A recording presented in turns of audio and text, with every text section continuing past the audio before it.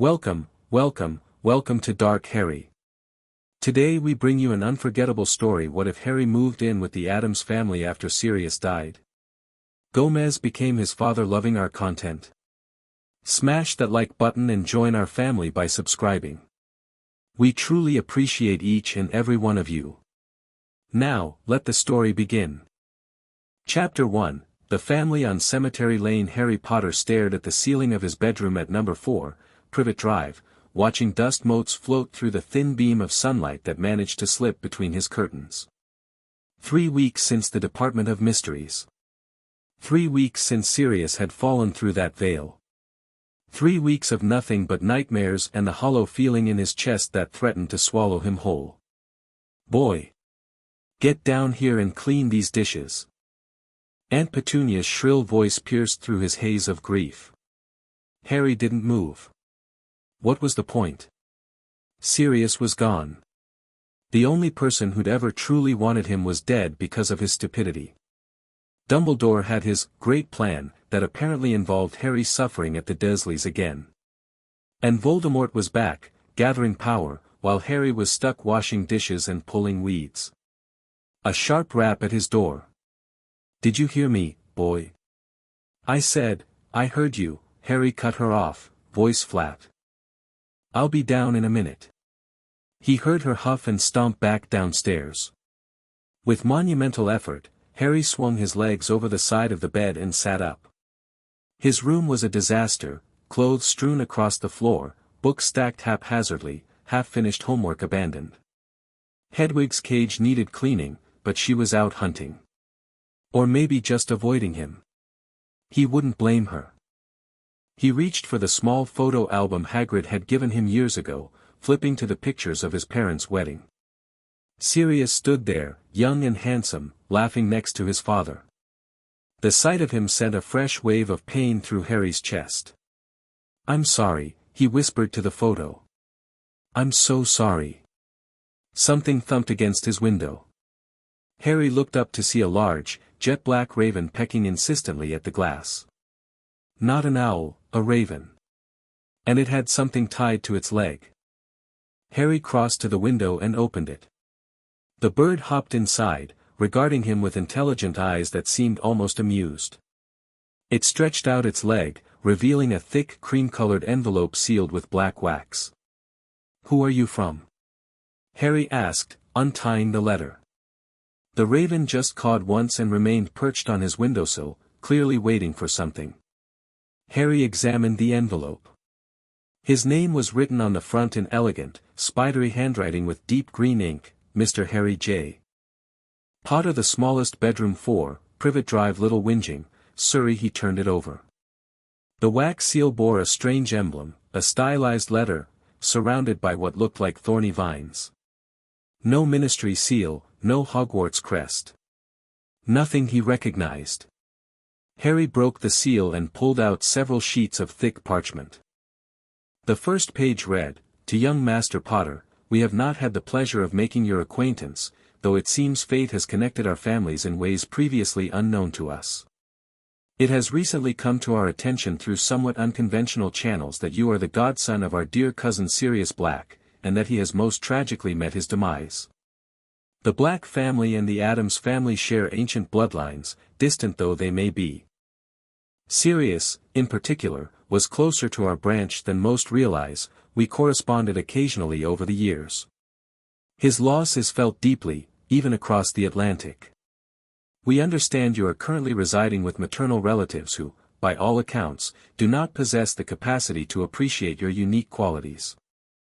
As blood relatives of your godfather and thus connected to you by the sacred bonds of family, we would like to extend an invitation to you to visit our humble abode for the remainder of your summer holiday, with the possibility of more permanent arrangements should you find our home to your liking. Please respond with this messenger at your earliest convenience. Should you accept, transportation arrangements will be made forthwith.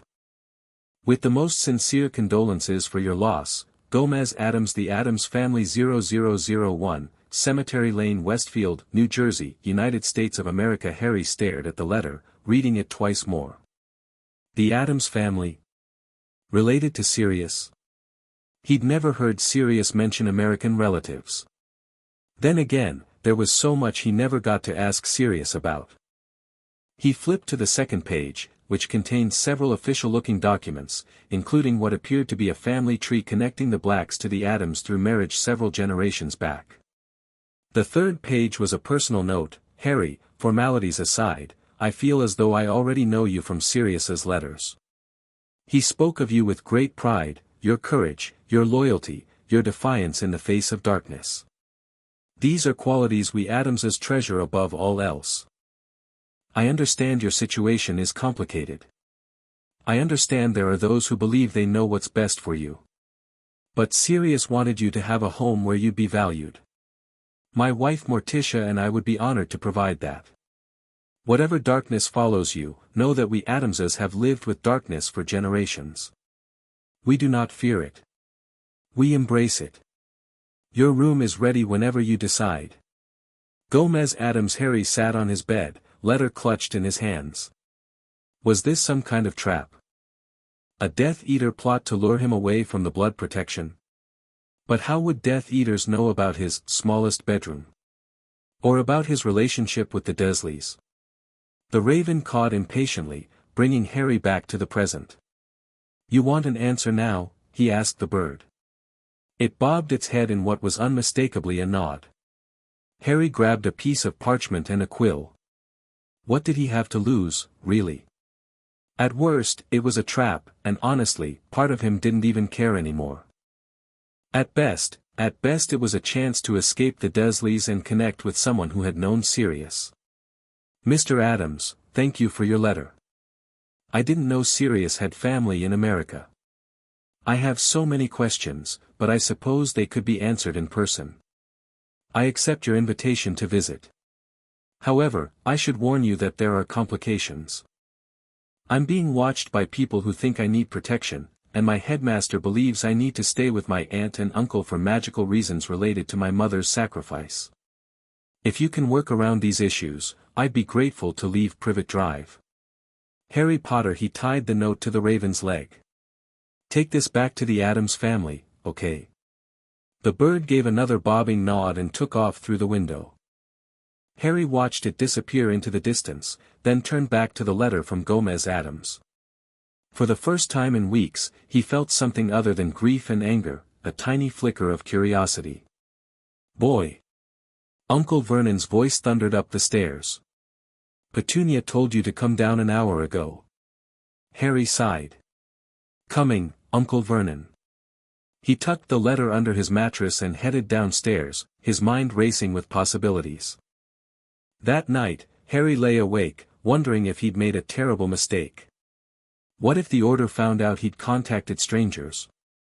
What if Dumbledore was right and he really did need to stay with the Dursleys for protection?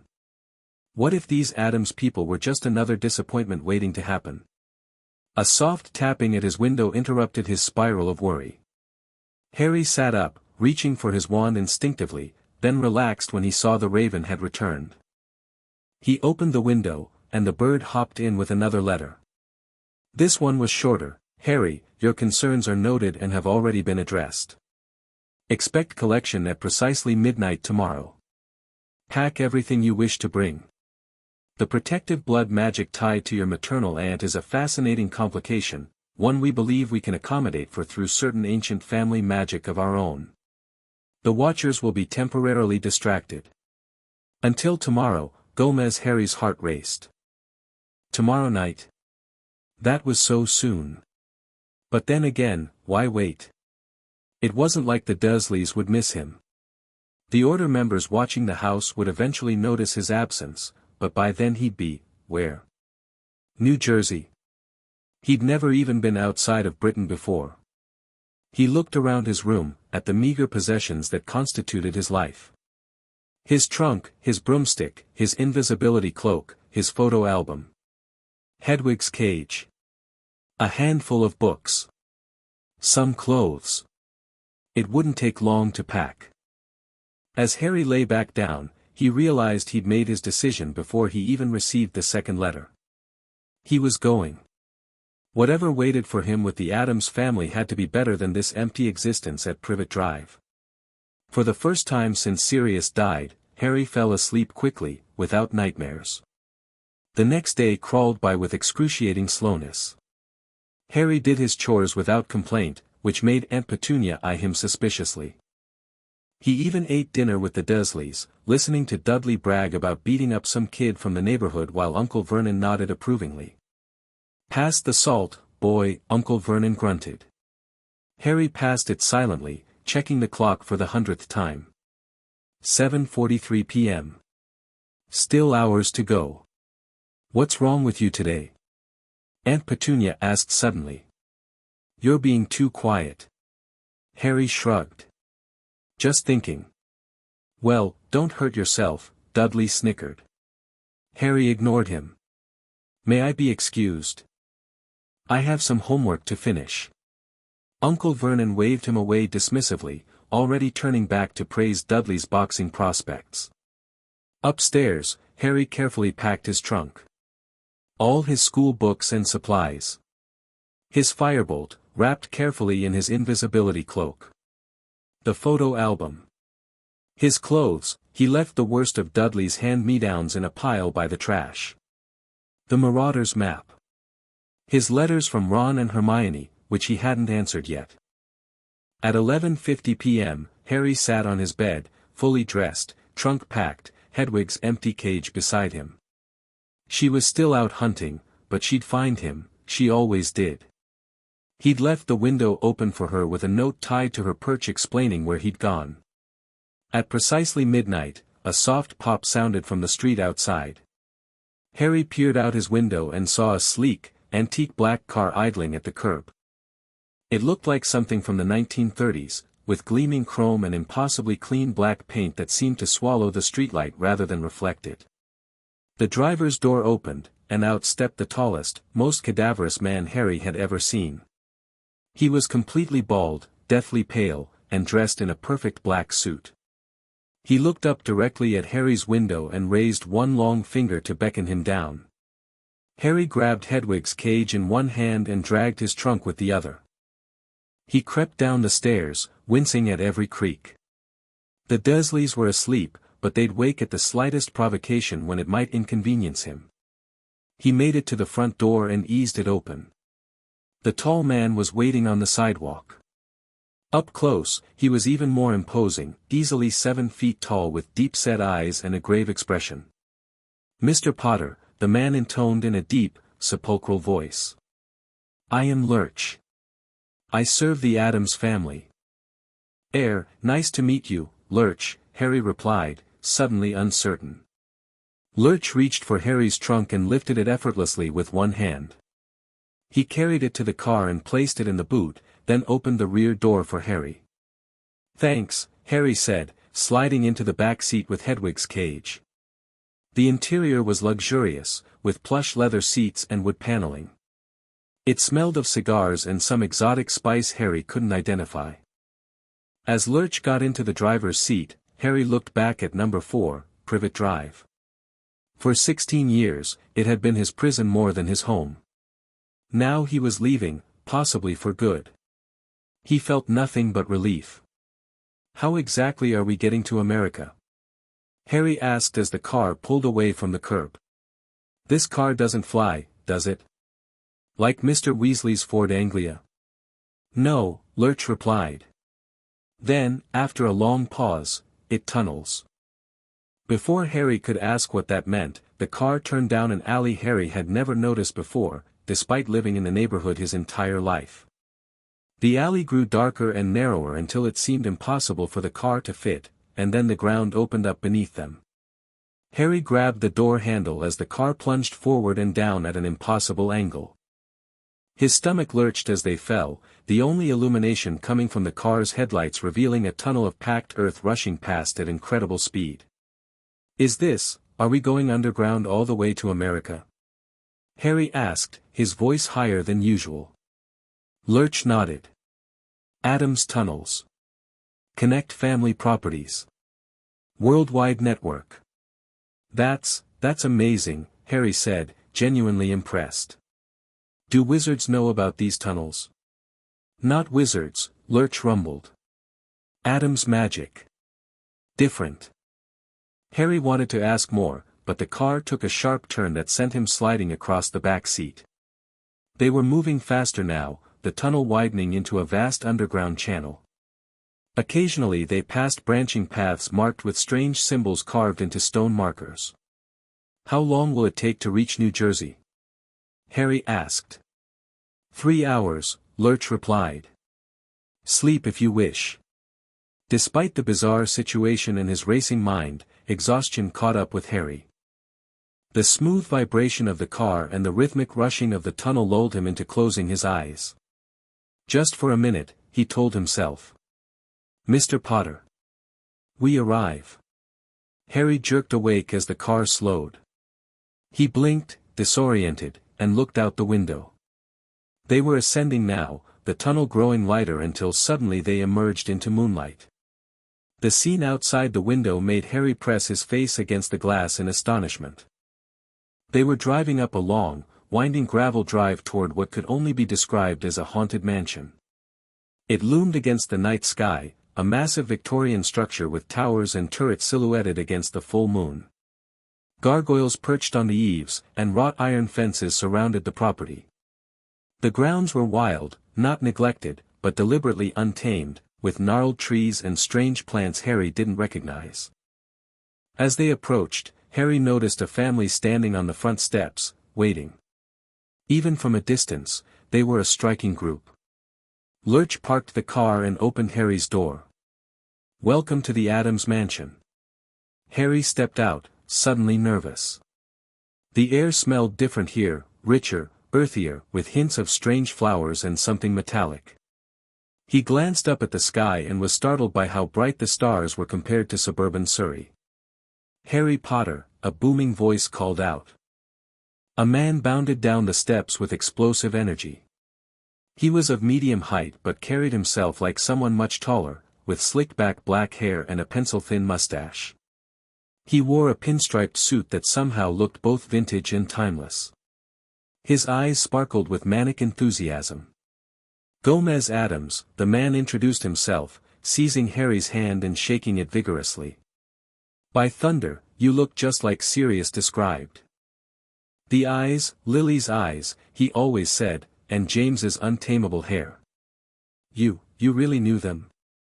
Harry asked, caught off guard by the man's exuberance. "Knew them? My dear boy, your father and I once dueled with sabers on the roof of the astronomy tower at Hogwarts. Exhibition match, of course, though Dumbledore nearly had a conniption when he caught us. And your mother, brilliant witch, absolutely brilliant. She and my Morticia corresponded about rare poisonous plants for years." Harry stared at him, speechless. This wasn't at all what he expected. "Gomez, darling, you're overwhelming the boy," came a silky voice. Harry looked up to see a woman gliding down the steps. She was tall and impossibly elegant, with skin as pale as moonlight and long, straight black hair that reached her waist. Her dress was black, tight-fitting, with tendrils that seemed to move slightly even without wind. Her lips were blood-red, her eyes dark and hypnotic. "Morticia Addams," she introduced herself, extending a slender hand. "Welcome to our home, Harry Potter. We've heard so much about you." Harry shook her hand, surprised by its warmth. "Thank you for inviting me, Mrs. Addams. Please, call me Morticia. And this is our family." She gestured to the others who had followed her down the steps. A bald, round man with deep-set eyes and a benign smile, a young girl about Harry's age with long black braids and an intense, unblinking stare, a younger boy with a cherubic face and a mischievous grin, and what appeared to be a disembodied hand that scurried down the railing on its fingers. "My brother Fester," Morticia introduced the bald man, who waved enthusiastically. "Hiya, Harry. Want to see me light a bulb in my mouth?" Fester asked eagerly.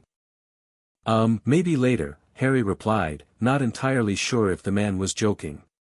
"Our daughter Wednesday," Morticia continued, indicating the girl. Wednesday Addams regarded Harry with cool assessment. "Your scar is smaller than I expected," she said flatly.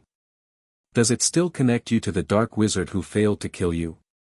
Wednesday, darling, we don't ask about attempted murders within the first 5 minutes of meeting someone, Morticia gently chided. At least wait until after dinner. Harry couldn't tell if they were serious. And our son Pugsley, Morticia finished, as the younger boy stepped forward. Do you like explosives? Pugsley asked eagerly. Pugsley is something of a demolitions expert, Gomez said proudly, ruffling his son's hair. And this, Morticia said as the disembodied hand jumped onto Harry's shoulder, is Thing. He's been with the family for generations. Thing extended a finger, which Harry hesitantly shook. Nice to meet you, Thing, he said, surprised at how quickly he was accepting the strangeness of it all. Lurch will bring your belongings to your room, Gomez declared. But first, a tour. You must see the house. The dungeons. The conservatory. Morticia's garden of deadly nightshade and man-eating roses. Perhaps we should let Harry rest first, darling, Morticia suggested. It's been a long journey, and we have all summer for tours. Harry felt a wave of gratitude toward her. That would be great, actually.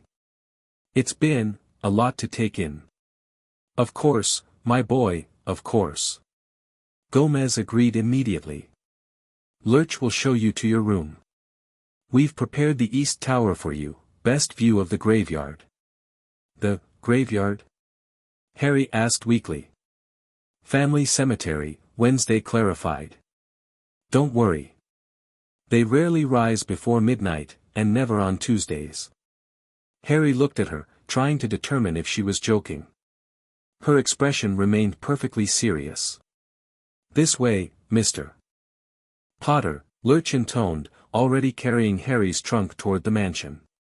Harry followed, looking back once at the strange family watching him from the driveway. Gomez gave him an encouraging thumbs up. Fester waved enthusiastically. Wednesday continued to stare unblinkingly. Pugsley was setting fire to something in his hand. Morticia smiled enigmatically. What had he gotten himself into? The inside of the Addams mansion was even more extraordinary than the exterior. As Lurch led Harry through the grand entrance hall, he tried to take it all in without gawking. Mounted animal heads on the walls that seemed to follow him with their glass eyes. Suits of armor that shifted slightly when he wasn't looking directly at them. Paintings of stern-faced ancestors whose expressions changed as he passed. They climbed a massive staircase with a banister carved to resemble a giant serpent, then down a corridor lined with doors that occasionally groaned or sighed. Lurch stopped at the end of the hallway where a spiral staircase wound upward. East Tower, he explained, gesturing for Harry to ascend. The tower room was circular, with windows on all sides offering views of the sprawling estate. As Gomez had promised, one window looked out over an ancient cemetery, its tombstones glowing faintly in the moonlight. Another window faced a vast swamp that bubbled occasionally. A third overlooked gardens filled with plants Harry had never seen before, many of which seemed to be moving. The room itself was surprisingly comfortable. A large four-poster bed dominated one side, draped with black silk hangings. A fireplace crackled merrily on the opposite wall, flanked by bookshelves filled with ancient tomes. A massive desk sat beneath one window, and a perch for Hedwig had been thoughtfully placed near another. Bathroom through there, Lurch said, pointing to a door Harry hadn't noticed. Dinner in 1 hour. Formal attire. With that, he set down Harry's trunk and departed, closing the door behind him. Harry sank onto the bed, overwhelmed. This place was nothing like Privet Drive. Nothing like Hogwarts either. It was strange and unsettling and somehow, oddly welcoming. He got up and began to unpack, placing his clothes in an ornate wardrobe made of dark, polished wood. As he hung up his school robes, he noticed that the wardrobe already contained several suits and dress shirts, all in his size. They must have been Sirius's, he murmured, running his fingers over the expensive fabric. A small cough from the door made him turn around. Wednesday Addams stood in the doorway, watching him with her unnerving stare. Those weren't Sirius's, she said, as if reading his mind. Mother had them made for you. She has a talent for knowing people's measurements at a glance. Oh, Harry said. That's thoughtful. Wednesday entered the room without invitation and began examining Harry's possessions as he unpacked them. She picked up his wand, studying it critically. Holly and phoenix feather, 11 inches, she noted. Unusual combination. How did you know that? Harry asked, surprised. I make it my business to know things, she replied simply, setting the wand down. Your owl hasn't arrived yet. She'll find me, Harry assured her. She always does. Wednesday nodded and moved to the window overlooking the cemetery. That's where we buried Great-Aunt Lavinia last month. She requested to be buried face down so she could continue her journey to the center of the earth. Harry wasn't sure how to respond to that.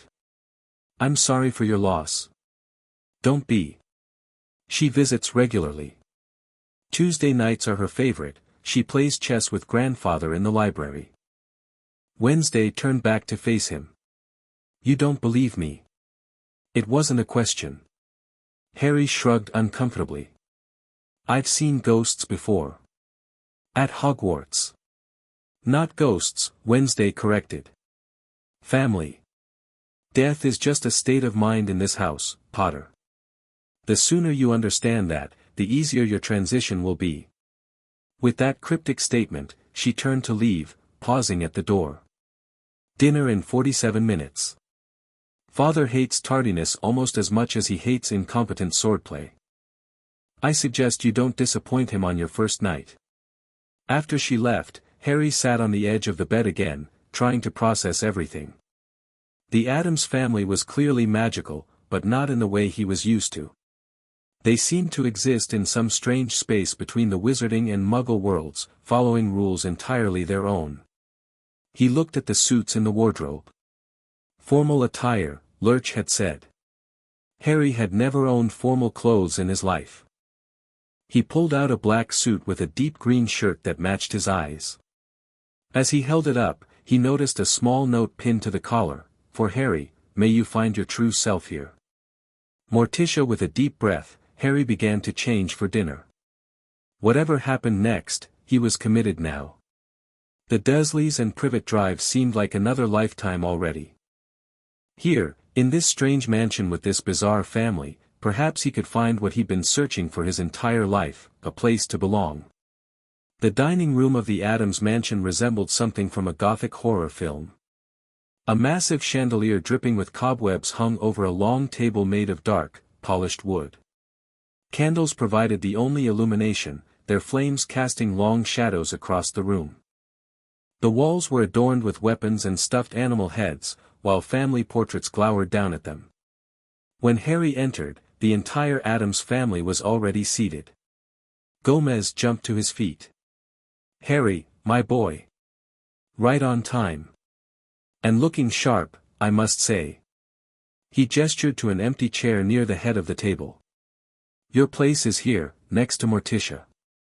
Harry took his seat, nodding politely to everyone. "Thank you for having me." "It's our pleasure," Morticia assured him. "We rarely have guests who stay for dinner." Something about the way she emphasized "stay" made Harry pause, but before he could dwell on it, Lurch appeared with the first course, a soup so dark it was almost black.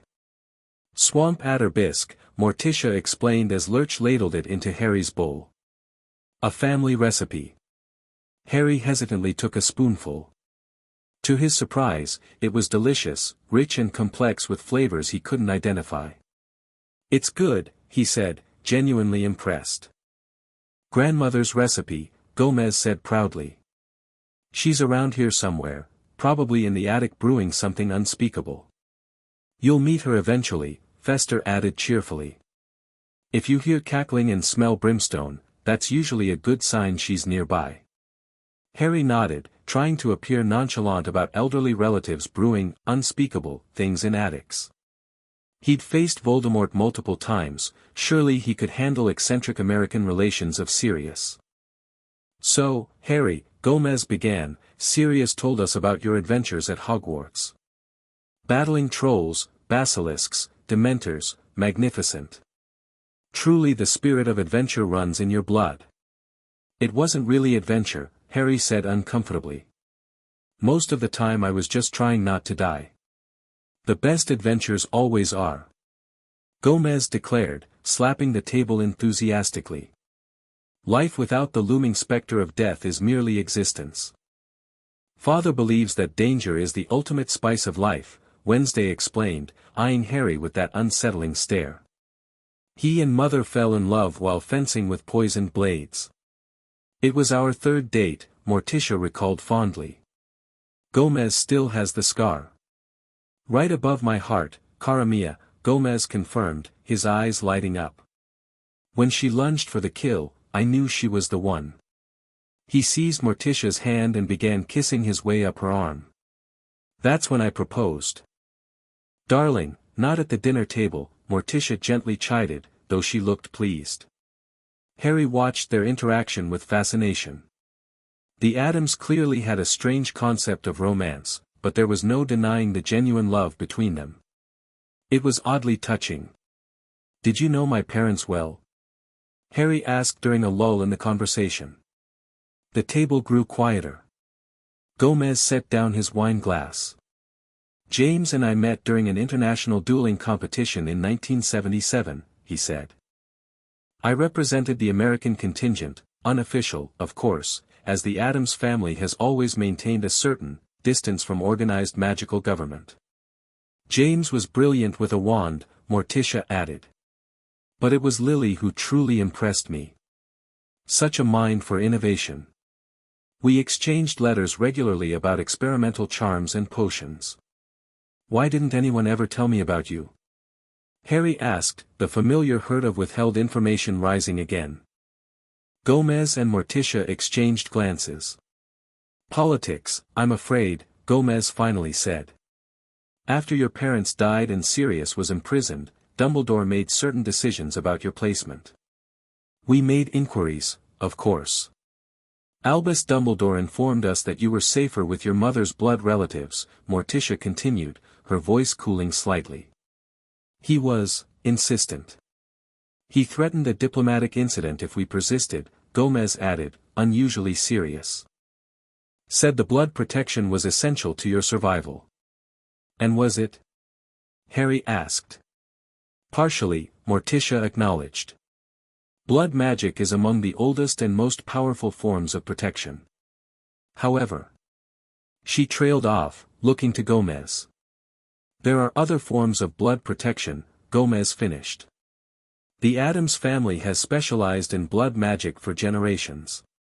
We could have provided alternatives. Then why am I here now? Harry pressed. What's changed? Sirius's death, Wednesday answered before her parents could.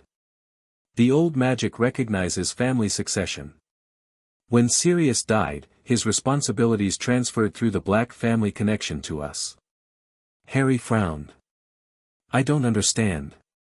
When Sirius became your godfather, he formed a magical bond with you, Morticia explained gently.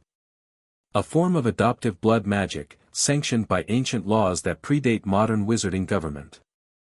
When he died, that bond didn't simply vanish, it sought the next closest blood relation. Me, Gomez said, tapping his chest. My great-grandmother was Cassiopeia Black. Distant by modern standards, but magic, especially blood magic, doesn't recognize time the way we do. It felt Sirius's passing and reached out through the family lines.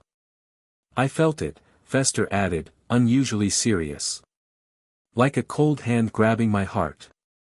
We all did. Even thing, Pugsley said, pointing to where the disembodied hand was solemnly nodding. That's how we knew, Morticia finished. And why we contacted you immediately.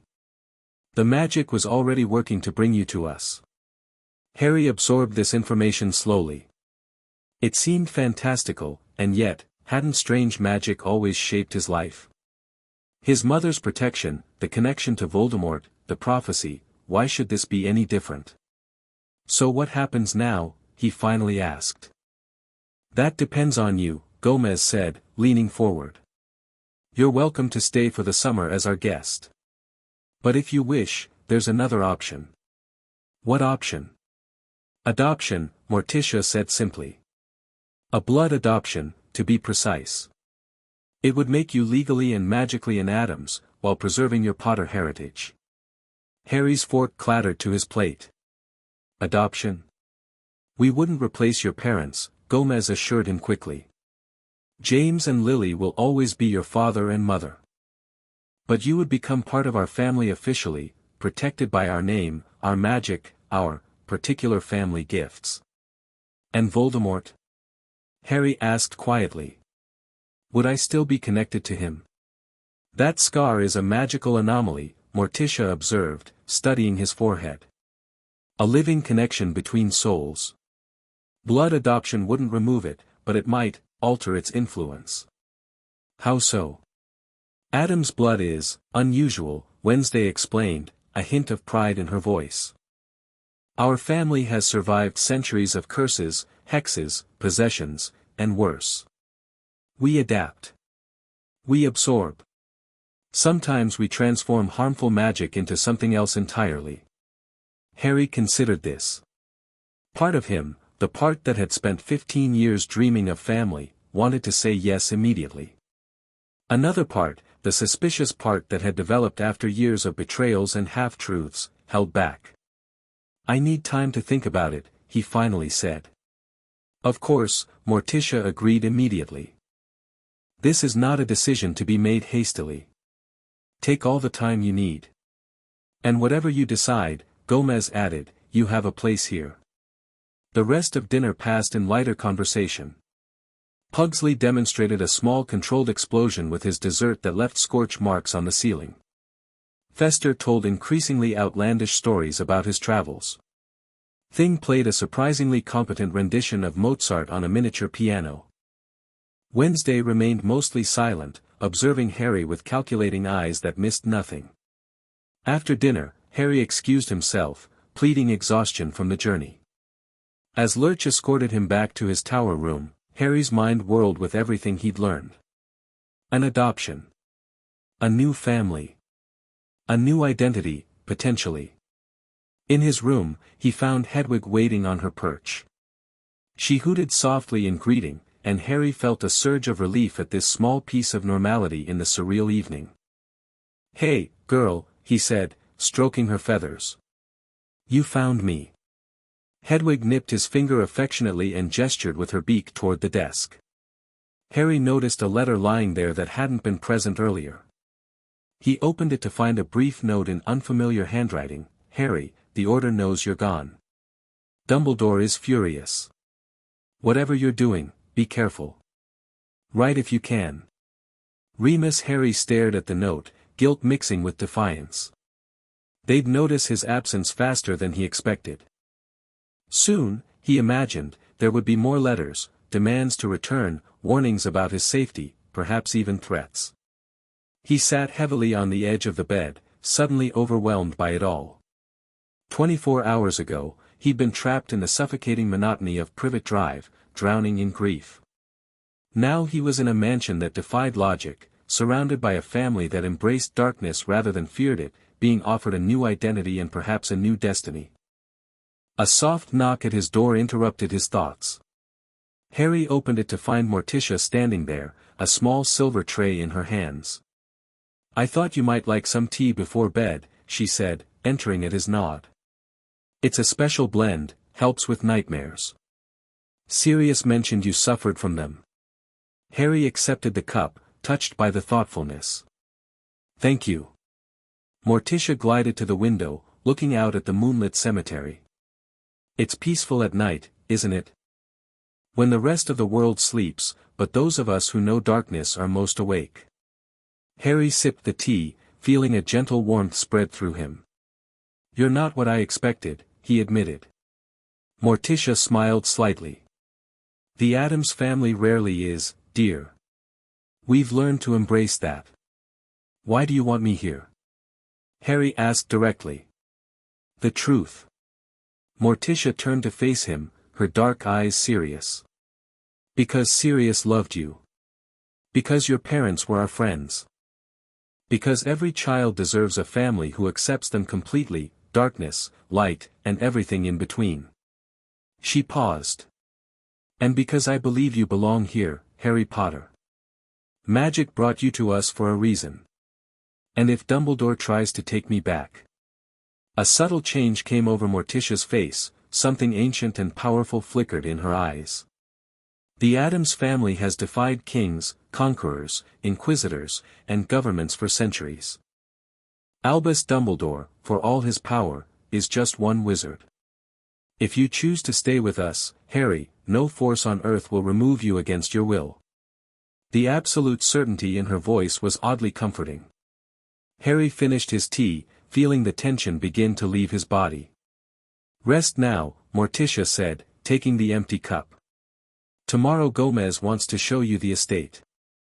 I suspect he'll try to talk you into a fencing lesson as well. He's quite eager to see if you've inherited your father's talent with a blade. She moved to the door, then paused. One more thing, Harry. Whatever you decide about the adoption, know this, you are not alone anymore. After she left, Harry changed into pajamas and climbed into the enormous bed. The silk sheets were cool against his skin, the mattress perfectly balanced between soft and firm. Outside, he could hear strange night sounds, the call of unfamiliar birds, the rustle of wind through ancient trees, and once, what sounded suspiciously like distant singing from the cemetery. Strangely, none of it frightened him. The Addams mansion, for all its gothic horror trappings, felt safer than Privet Drive ever had. These people, with their macabre sensibilities and strange magic, had welcomed him without reservation. They'd known his parents, known Sirius. They offered him not just shelter but belonging. As Harry drifted toward sleep, Morticia's tea working its gentle magic against nightmares, his last conscious thought was that perhaps, finally, he had found his way home. Harry woke to sunlight streaming through one of the tower windows and the sound of explosions in the distance. He sat up with a start, reaching instinctively for his wand, before remembering where he was. The Addams mansion. Not Privet Drive, not Hogwarts. Somewhere entirely new. A glance at his watch showed it was just past 8 in the morning. The explosions continued, accompanied now by delighted childish laughter. Harry moved to the window overlooking the grounds and saw Pugsley in what appeared to be a homemade bomb testing range, setting off increasingly large devices while Fester applauded enthusiastically. Morning routine, came Wednesday's voice from the doorway. Pugsley's working on controlling the blast radius. Yesterday he singed off Grandmama's eyebrows. She was quite proud.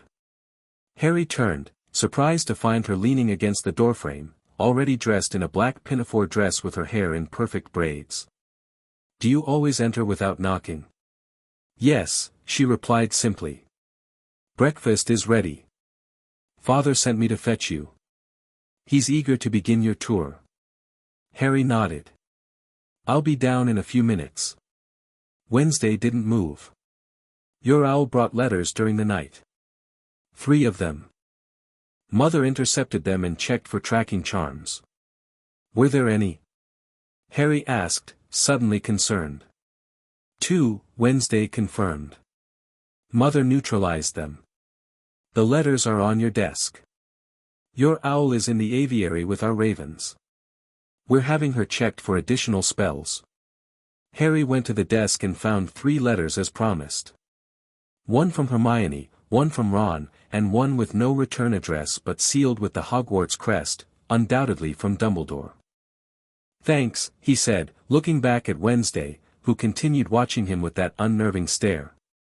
Was there something else? I'm assessing you, she stated matter-of-factly. Determining whether you're worthy of becoming an Addams. Harry raised an eyebrow. And what's your verdict so far? A ghost of a smile flickered across Wednesday's face. Undetermined. You've shown courage in your past, according to Sirius's letters. But bravery alone doesn't make an Addams. We'll see if you have the necessary adaptability. What does that mean? It means breakfast is getting cold, she replied, turning to leave. And Mother made her special hemlock pancakes for your first morning. It would be rude to keep everyone waiting. Harry sighed and set the letters aside for later.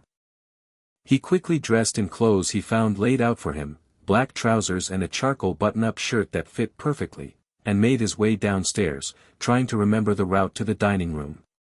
After only one wrong turn, which led him to what appeared to be a torture chamber converted into a home gym, Harry found the family already seated around the breakfast table. Gomez, dressed in another immaculate pinstriped suit, jumped up when he saw Harry. "Harry! Excellent! Sleep well? No midnight hauntings?"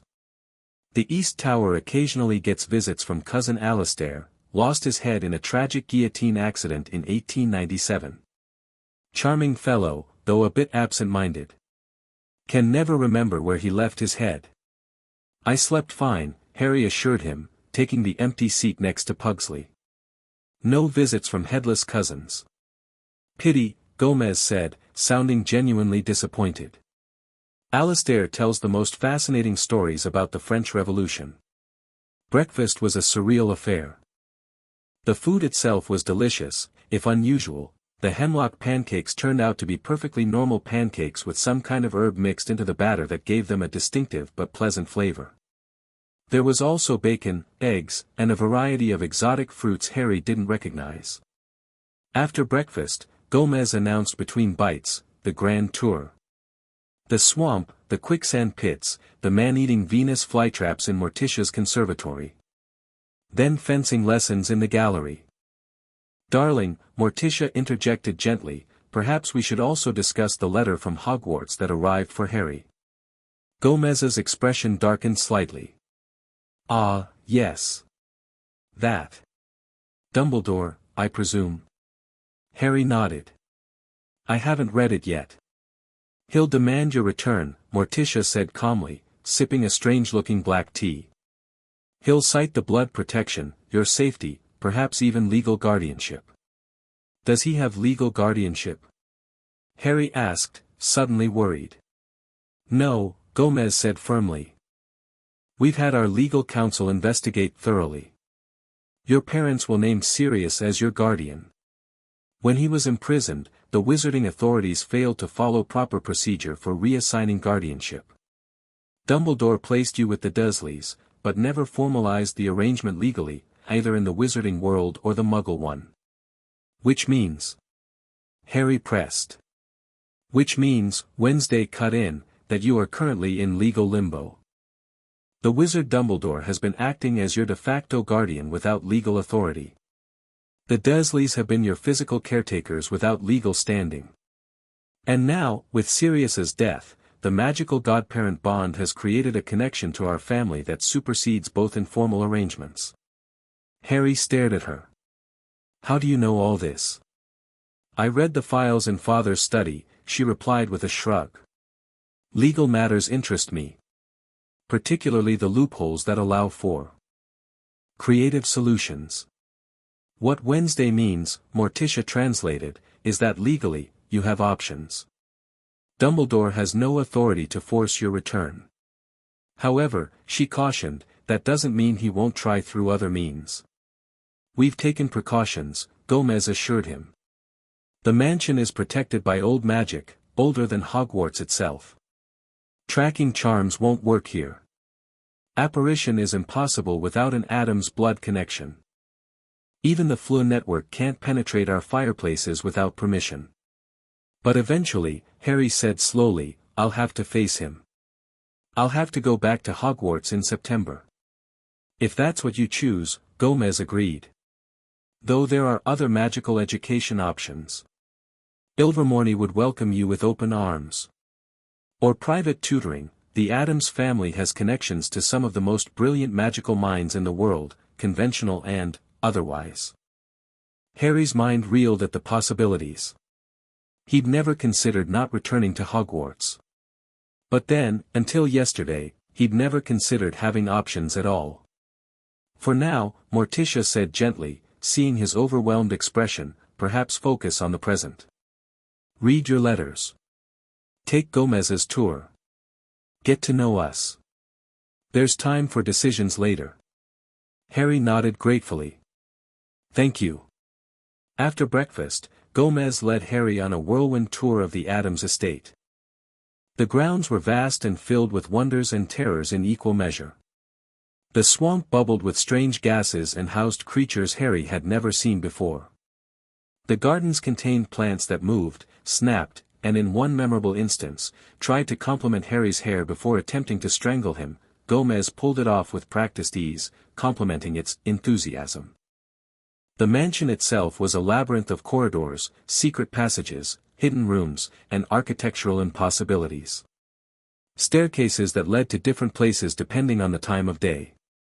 Doors that opened to reveal brick walls on Monday but spacious rooms on Tuesday. Mirrors that sometimes reflected people who weren't there. Been in the family for generations, Gomez explained proudly as they walked through a gallery of ancestral portraits that whispered to each other as they passed. Built on an intersection of ley lines by great-great-grandfather Eustace Addams in 1802. Every generation adds their own touches. It's amazing, Harry said honestly. But how do you keep muggles from noticing it? There's no Fidelius charm, is there? Gomez laughed heartily. No need for such modern contrivances. The land itself protects us. Muggles who wander too close suddenly remember urgent appointments elsewhere. Maps show this area as uninhabitable swampland. Even magical visitors find themselves turned around unless specifically invited. That's incredible magic, Harry noted, impressed. Not just magic, Gomez corrected. Family. The Addamses have lived in harmony with this land for centuries. It recognizes us as its own. They ended the tour in a massive ballroom that had been converted into a fencing salon. Swords of every description lined the walls, rapiers, sabers, broadswords, épées, and weapons Harry couldn't even name. Your father was a natural with a blade, Gomez said, selecting two slender rapiers from a rack. Let's see if you've inherited his talent. Harry accepted the sword hesitantly. I've never done this before. Instinct, Gomez insisted, taking his position. Blood remembers what the mind hasn't learned. En garde. Before Harry could properly prepare himself, Gomez lunged forward. Acting purely on instinct, Harry parried the thrust, surprising himself. Ha! Gomez exclaimed delightedly. See! Just like James. Again. For the next hour, Gomez put Harry through his paces. To Harry's astonishment, he wasn't terrible. Something about the sword felt natural in his hand, and though Gomez clearly held back, Harry managed several respectable parries and even one attack that made Gomez jump back with a crow of delight. Magnificent!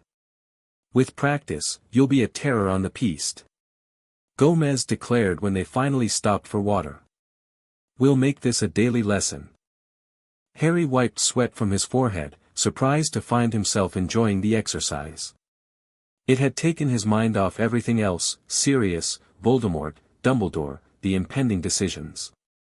Now, Gomez said, checking his watch, I have some business to attend to in my study. Perhaps you'd like to read those letters before lunch. We can discuss any concerns afterward. Harry nodded and made his way back to his tower room, muscles pleasantly sore from the unfamiliar exercise. When he arrived, he found the 3 letters waiting on his desk where he'd left them. With a deep breath, he opened Hermione's first. Harry, where are you? The order is in complete chaos. Dumbledore came to the burrow at dawn saying you'd vanished from Privet Drive. No one can track you, the magical traces just disappear. Are you safe? Are you okay? Please tell me you haven't done something reckless. Ron's mum is beside herself, and Professor Lupin looks worse than I've ever seen him. They think Death Eaters might have taken you, but Snape says Voldemort is just as confused about your disappearance. Please send word that you're all right. I don't care if you're angry with us or if you needed space after Sirius, I understand, I do, but we need to know you're safe. Write back immediately. Hermione. Harry felt a twinge of guilt at the panic in her letter. He hadn't considered how his friends would react to his sudden disappearance.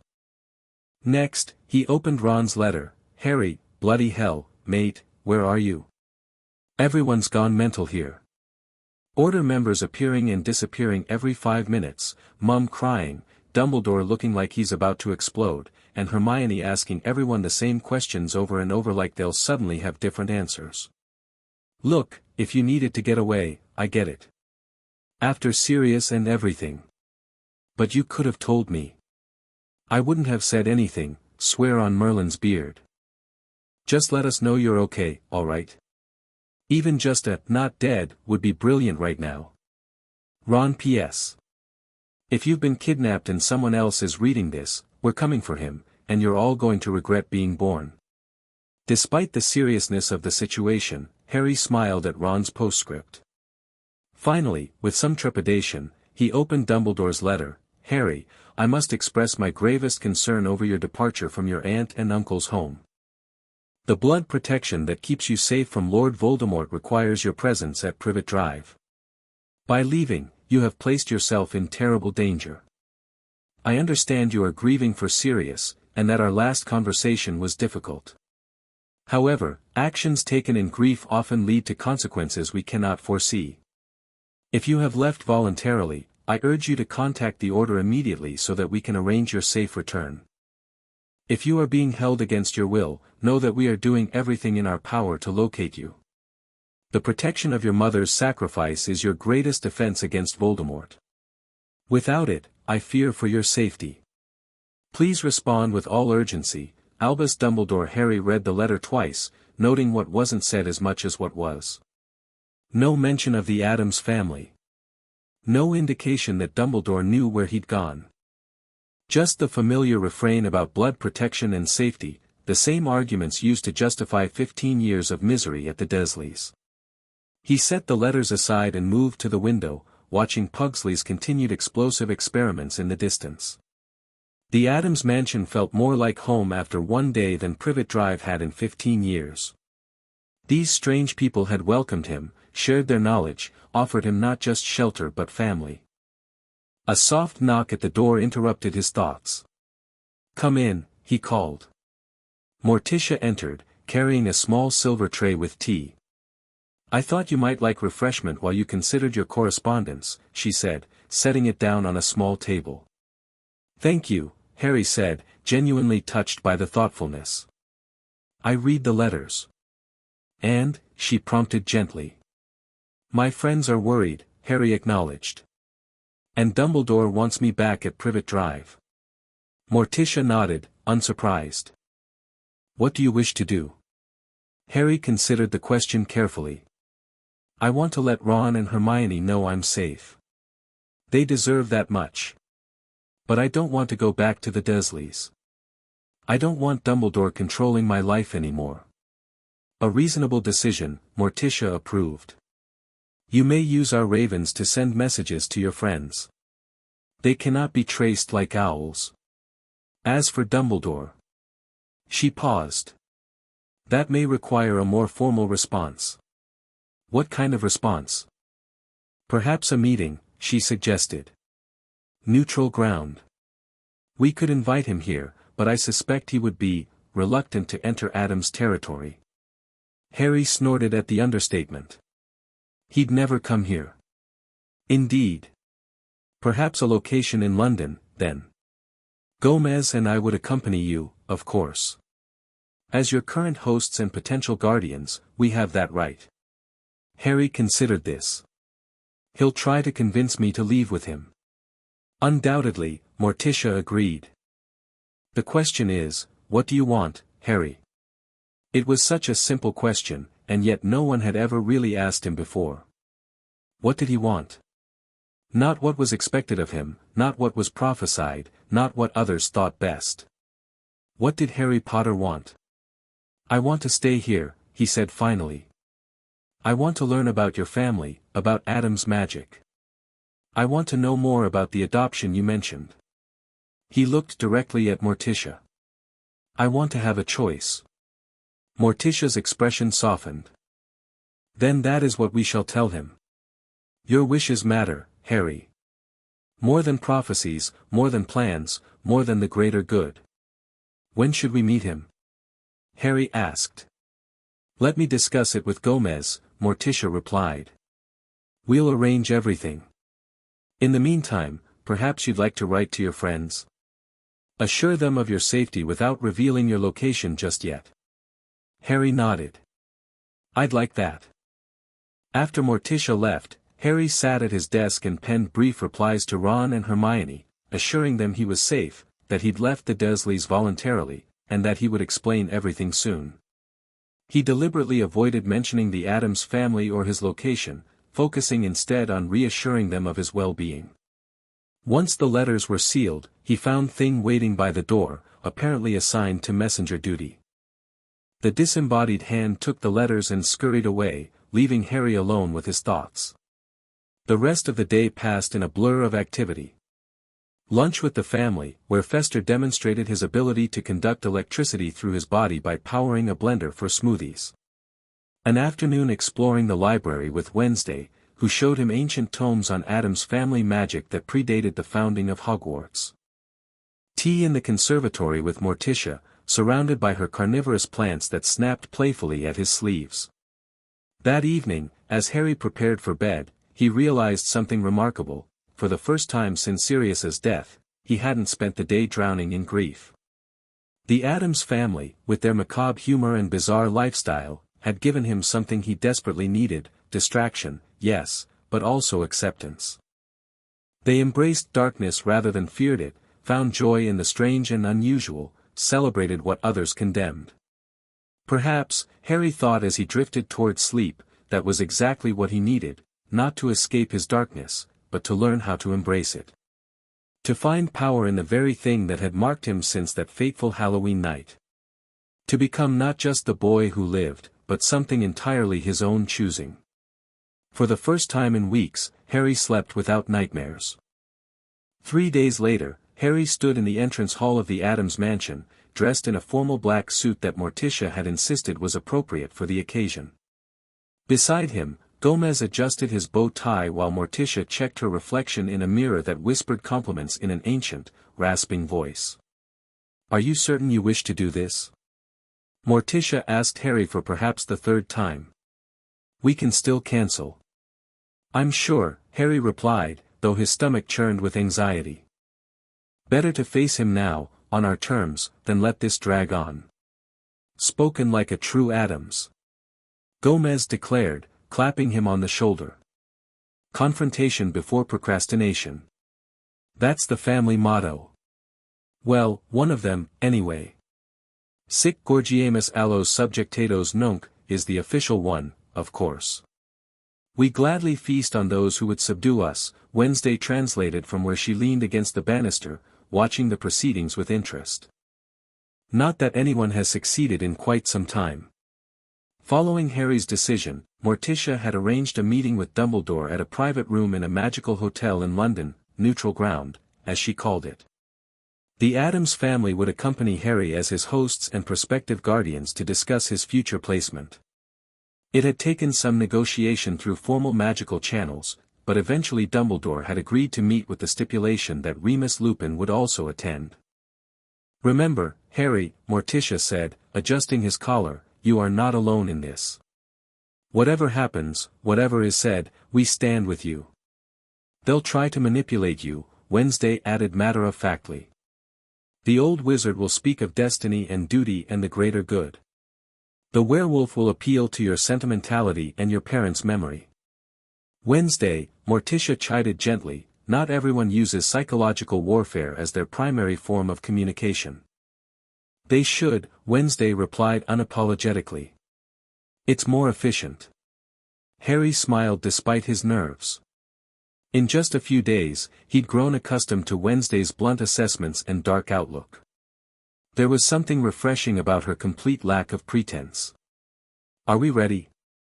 Gomez asked, checking his pocket watch. "Lurch has the car waiting." "Just a moment," Morticia said. She removed something from her pocket, a small silver pendant on a fine chain. "Harry, this is for you. A family heirloom of sorts."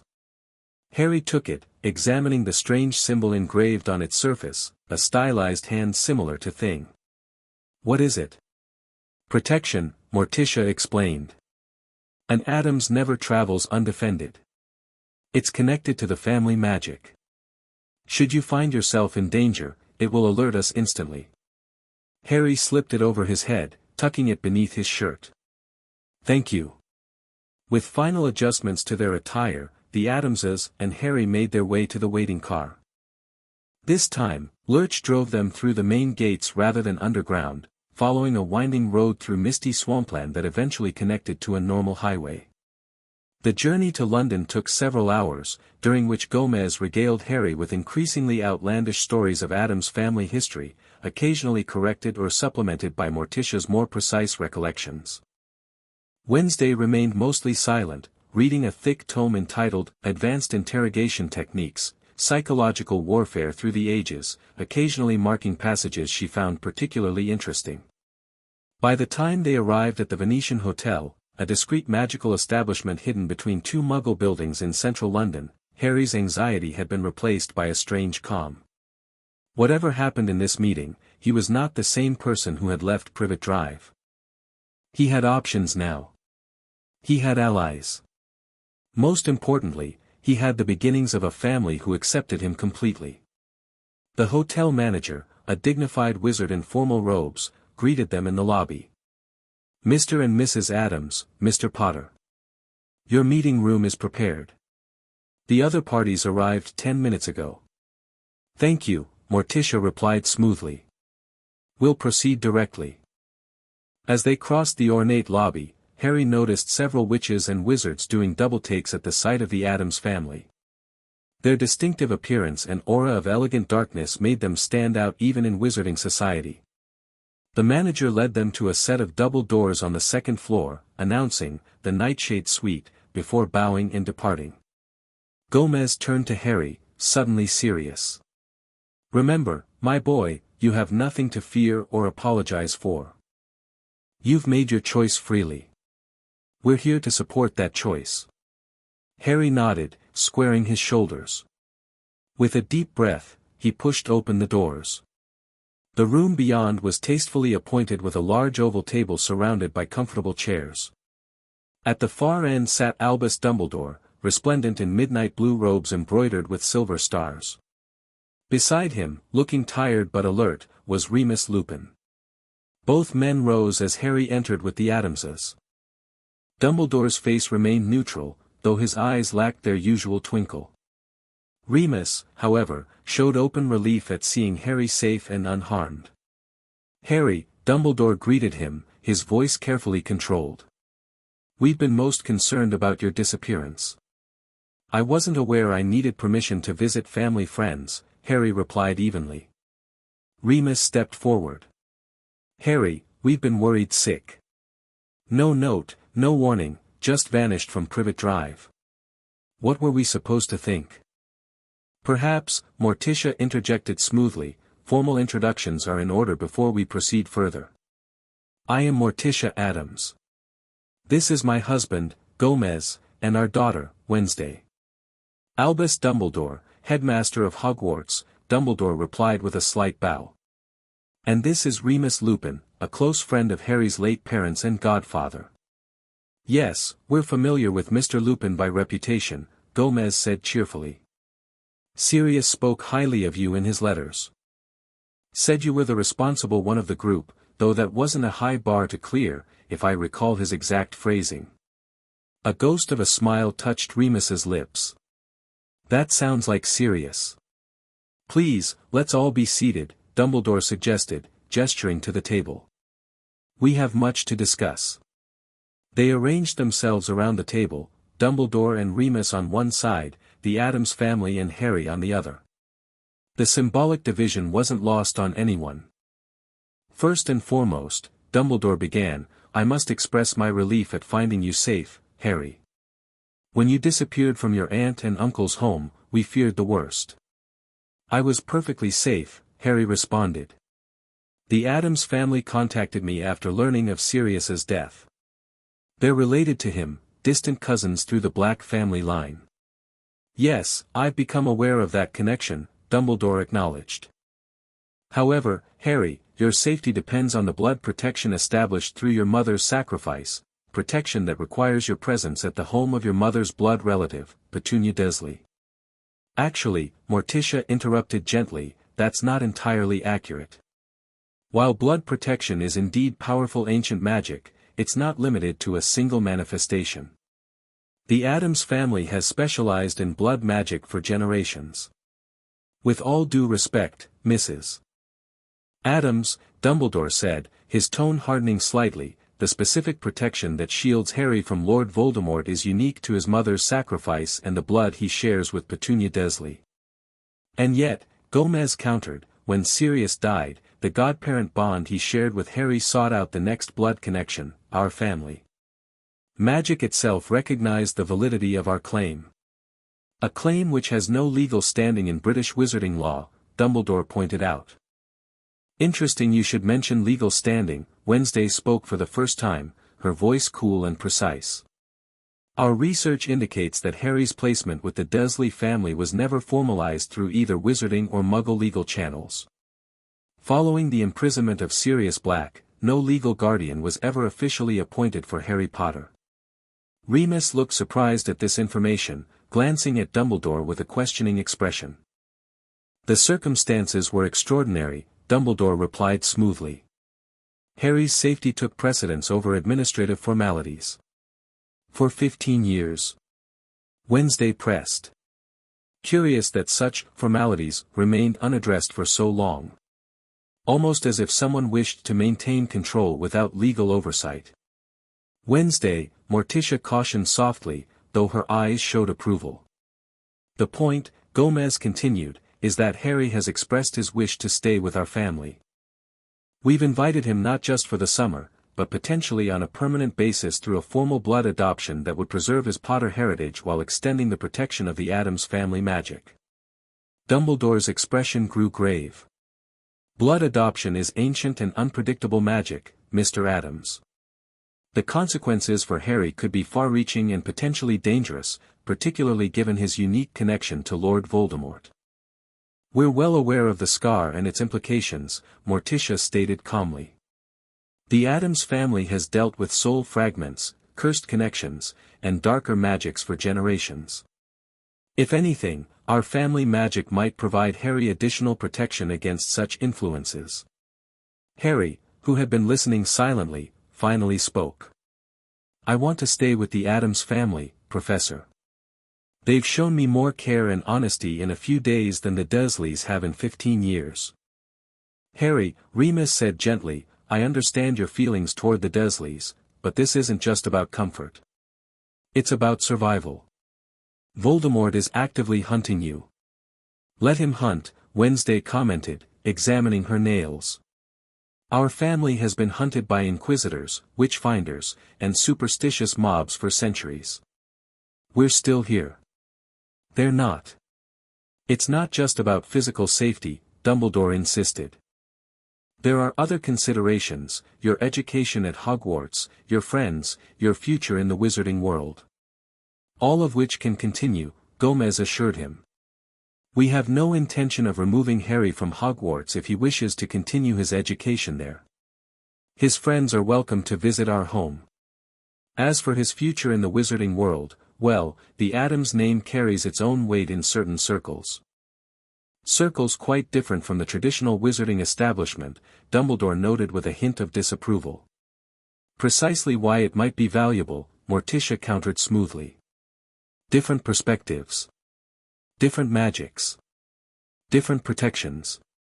The debate continued for nearly an hour, with Dumbledore citing prophecy, destiny, and the greater good, while the Addamses calmly dismantled each argument with legal precedent, magical theory, and unwavering support for Harry's choices. Remus, caught between loyalty to Dumbledore and genuine concern for Harry's happiness, grew increasingly thoughtful as the discussion progressed. Finally, Harry had heard enough. He stood up, drawing everyone's attention. I've made my decision, he stated firmly. I'm staying with the Addams family.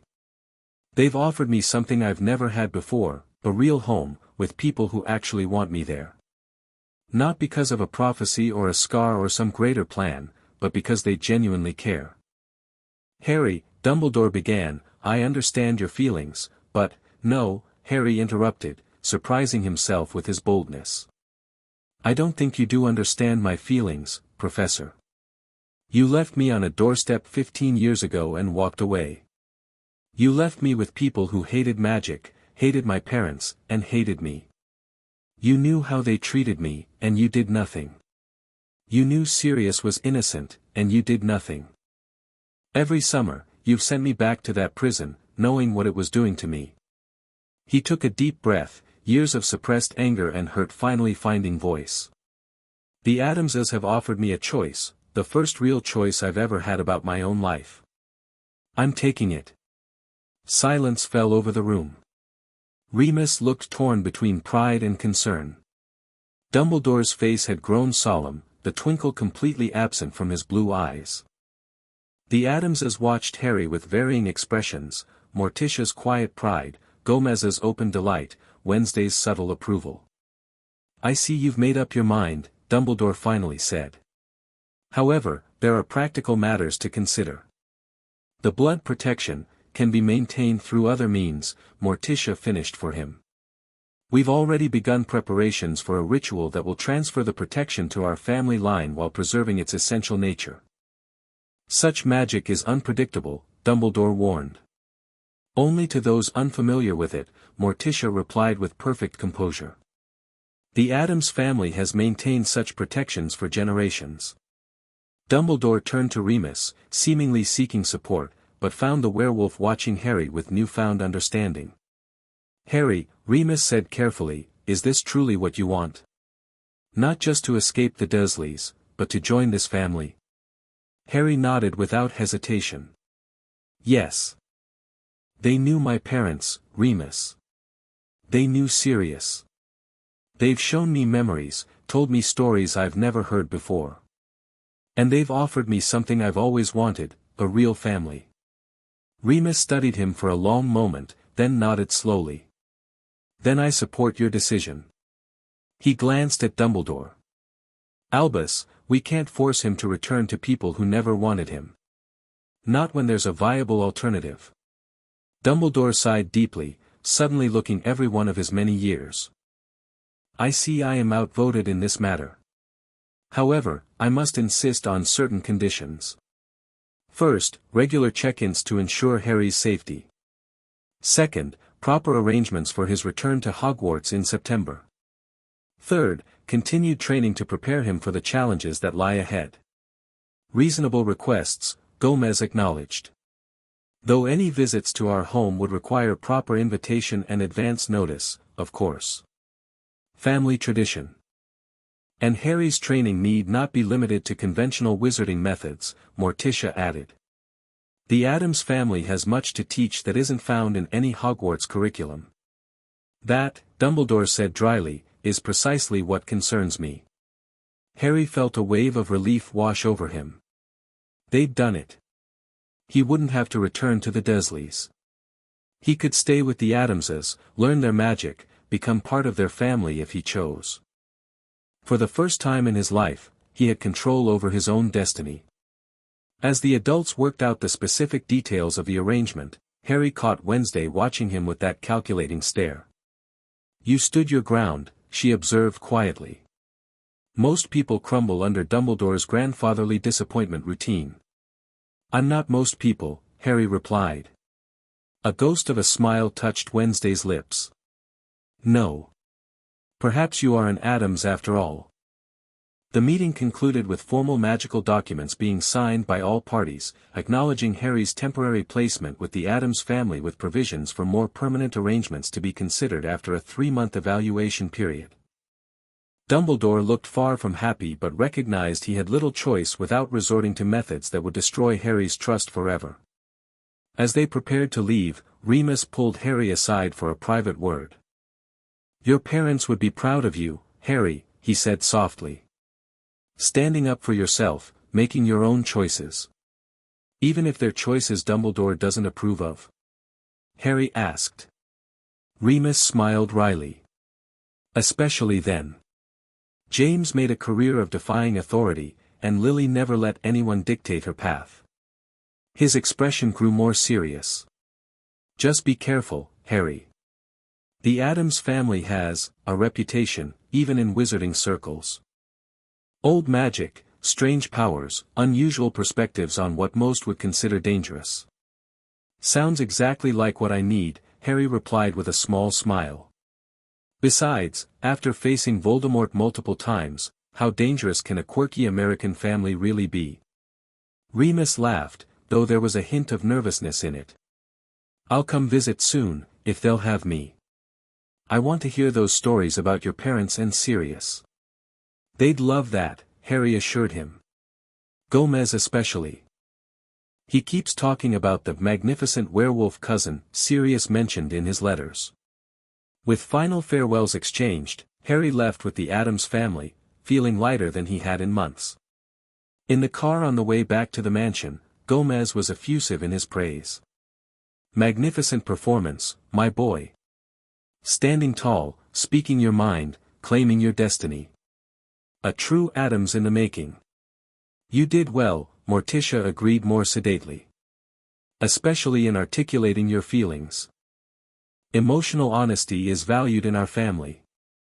The old wizard underestimated you, Wednesday observed. He won't make that mistake again. Harry leaned back in the luxurious car, watching the English countryside roll past. 3 weeks ago, he'd been drowning in grief and rage, trapped in a house where he was neither wanted nor valued. Now he was on his way to a mansion filled with strange magic and stranger people, who nonetheless had shown him more acceptance and care than he'd ever known. What happens next? He asked as darkness fell and the car turned onto the hidden road leading to the Addams estate. Next, Gomez said, his eyes glinting with excitement in the dim light, we prepare for the blood adoption ritual. If you're still certain that's what you want. Harry thought about it, about all he'd learned and experienced in the past few days. The Addams family was strange, macabre, and utterly unlike anyone he'd ever met. Their magic was ancient and powerful, their perspective on darkness refreshingly different from the fear that dominated the wizarding world. I'm certain, he said firmly. I want to be part of your family. Morticia reached across to squeeze his hand gently.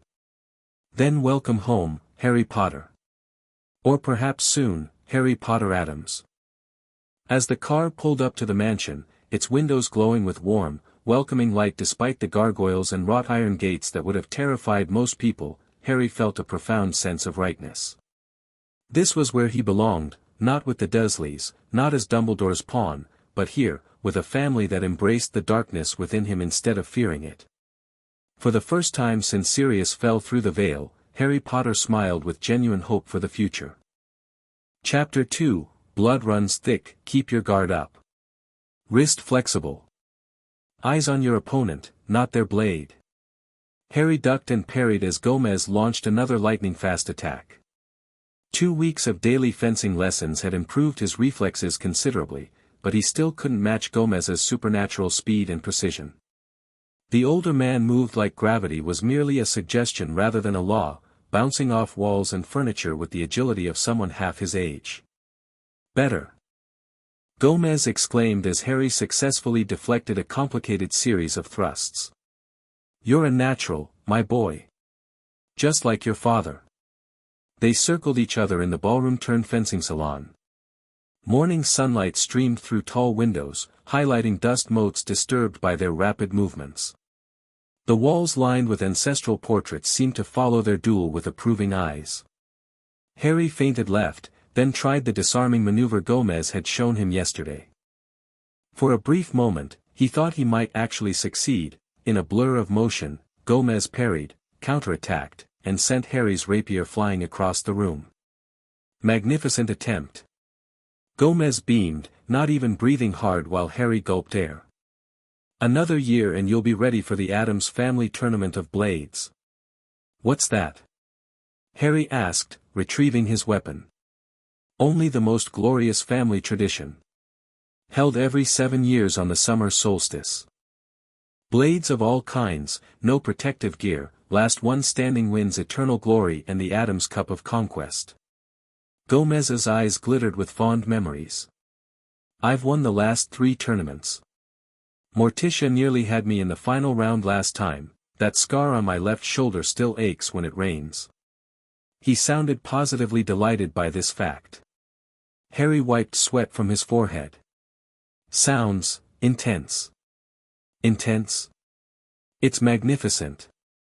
Gomez exclaimed, executing a perfect series of lunges at an invisible opponent.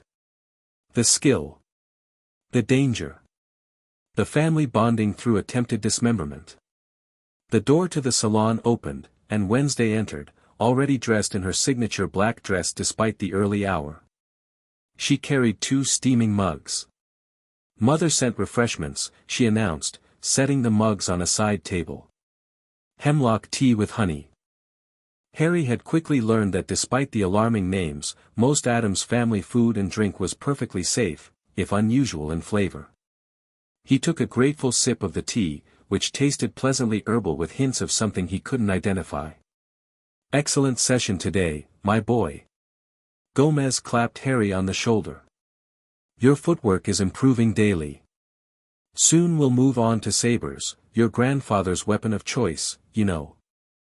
James preferred the rapier, but Fremont Potter was a demon with a cavalry saber. Harry nearly choked on his tea. You knew my grandfather too? Met him once at an international dueling exhibition in '62, Gomez confirmed, wiping his blade with a silk cloth. Magnificent swordsman. Won the over 40 division with a technique I still use today. He demonstrated a complex slashing pattern that made the air whistle. Wednesday watched Harry with her usual unnerving intensity. Your mother's daily post-breakfast letter has arrived, she informed him. Along with correspondence from your friends. Father's examining them for tracking charms. Since the meeting with Dumbledore, Harry had received daily letters from Hermione filled with questions about his whereabouts and well-being. Ron wrote less frequently but with equal concern. Harry had responded with reassurances but kept details about the Addams family deliberately vague, partly at Wednesday's suggestion. People fear what they don't understand, she'd explained clinically. And they understand very little about us. Ah. Almost forgot. Gomez checked his pocket watch. Meeting with the family lawyer at 10. Something about those Muggle authorities making inquiries. Nothing to worry about. He clapped Harry on the shoulder again. Rest up. This afternoon, throwing knives. After Gomez bounded from the room with his inexhaustible energy, Harry collapsed into a chair, muscles burning pleasantly from exertion. He'd never been so physically active before, fencing in the mornings, swimming in the mansion's dark, seemingly bottomless indoor pool in the afternoons, exploring the extensive grounds with Pugsley, while avoiding the boys' explosive experiments, and learning strange forms of magic from Morticia in the evenings. You're improving, Wednesday noted, sitting across from him with perfect posture. Father is impressed. He doesn't usually teach outsiders. I'm not an outsider anymore, Harry reminded her. Or at least, I won't be after the ritual. The blood adoption ritual was scheduled for the next full moon, just 2 weeks away.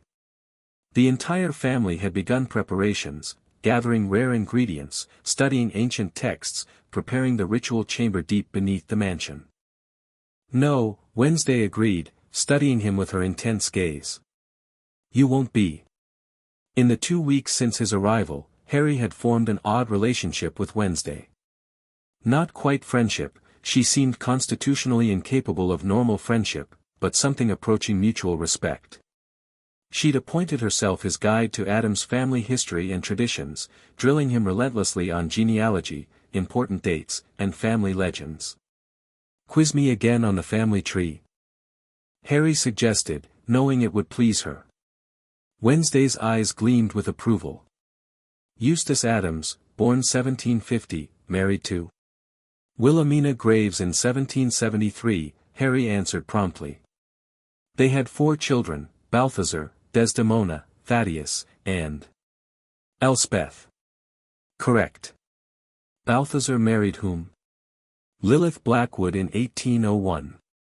Their second son, Mortimer, is Gomez's great-grandfather. Wednesday nodded, satisfied. And the connection to the Black family? Cassiopeia Black married Thaddeus Addams's grandson, Augustus, in 1897.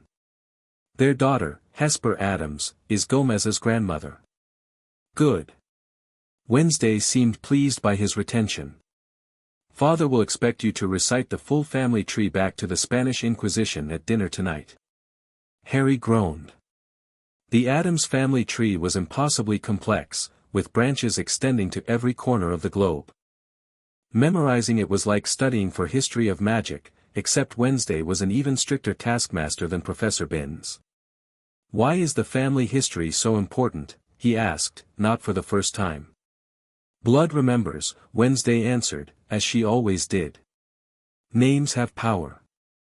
Connections have consequences. She stood abruptly. Come.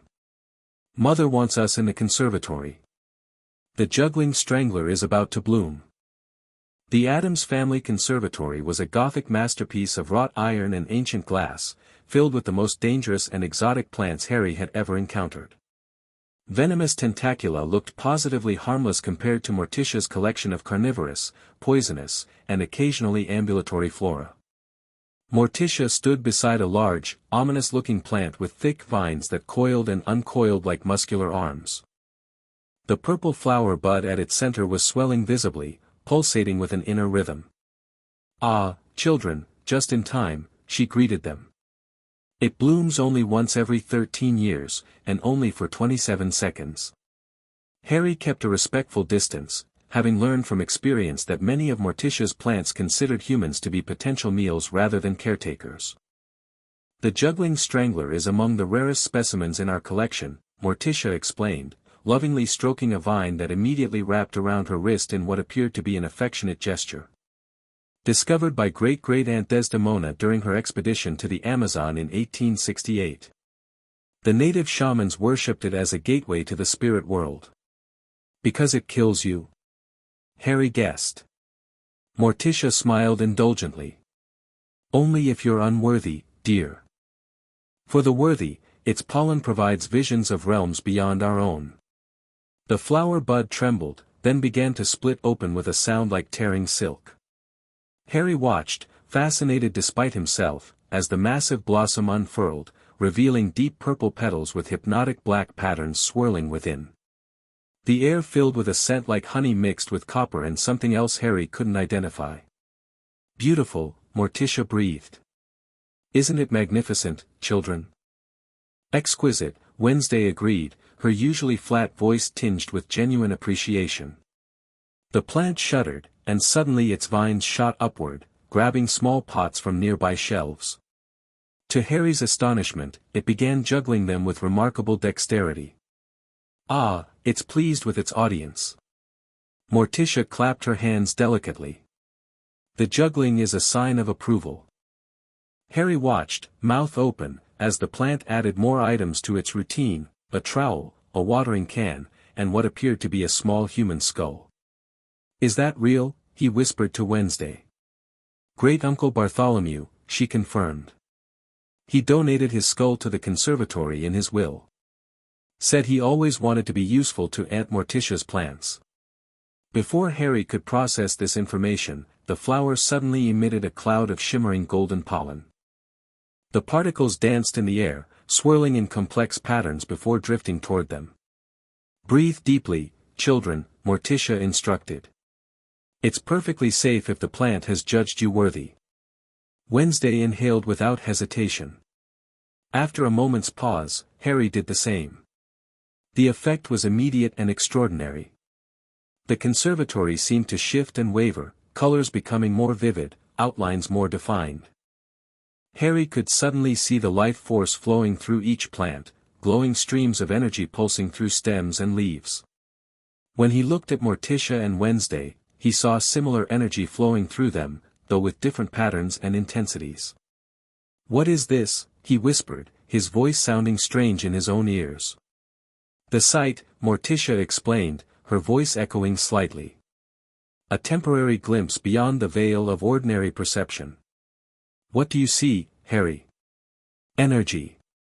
Life. Flowing through everything, he described, turning slowly to take it all in. You and Wednesday, you're glowing with it. Different patterns than the plants, but similar somehow. And yourself? Wednesday prompted.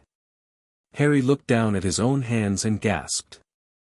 Energy flowed through him too, but unlike the others, his contained two distinct patterns, one that matched the Addams general signature, and another, darker current that seemed to center around his scar. There's something in my scar, he said slowly. Something, separate from me. Morticia and Wednesday exchanged significant glances. We suspected as much, Morticia said gently. The blood adoption ritual will help address that anomaly. Before Harry could ask what she meant, the vision began to fade, colors returning to normal, the extraordinary perception of life energy diminishing until everything looked ordinary again. The juggling strangler had closed its flower, the brief blooming period complete. What just happened? Harry asked, feeling slightly disoriented. A glimpse of reality beyond the obvious, Wednesday told him. Few outside the family ever experience it. The plant judged you worthy, Morticia added, looking pleased. It doesn't do that for everyone. When your friend Ron visits tomorrow, you'll see the difference. Tomorrow? Harry repeated, surprised. Ron's coming tomorrow? And Hermione, Morticia confirmed. We've arranged it with Dumbledore as a condition of our agreement. Your friends may visit weekly, provided they respect our unique lifestyle. Harry felt a rush of excitement mixed with apprehension. He'd missed Ron and Hermione terribly, but he was also nervous about their reaction to the Addams family. Would they understand his decision to stay? Would they see past the family's eccentricities to the warmth and acceptance beneath? Don't worry, Morticia said, seeming to read his thoughts. We'll be on our best behavior. Somehow, that didn't reassure Harry at all. They live where? Ron gaped, staring at the imposing silhouette of Addams' mansion as the ministry car that had transported them rolled up the long driveway. Cemetery Lane, Hermione repeated, looking equally stunned. Harry, when you said you were staying with relatives of Sirius, this isn't exactly what I pictured. Harry shifted uncomfortably in his seat. The Addams family is unique. But they've been really good to me. Just try to keep an open mind, okay? Mate, that place looks like it eats open minds for breakfast, Ron muttered, watching as a gargoyle on the roof turned its head to track their car's progress. The ministry driver, who had been silent and visibly nervous since turning onto the hidden road leading to the mansion, stopped at the front gates without being asked. This is as far as I go, he announced firmly. I'll be back at sunset to collect you. Harry wasn't surprised. Most magical folk seemed wary of the Addams estate, the family's reputation evidently extended even to America's wizarding community. Thanks, Harry said, opening the door. Come on, guys. As they stepped out, the wrought iron gates swung open with an ominous creak. Hermione jumped, and Ron's hand moved instinctively toward his wand pocket. It's fine, Harry assured them. That's just Thing welcoming us. Thing. Hermione repeated.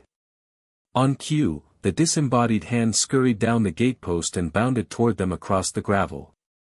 Ron yelped and actually drew his wand, but Harry quickly stepped between them. Ron, Hermione, this is Thing.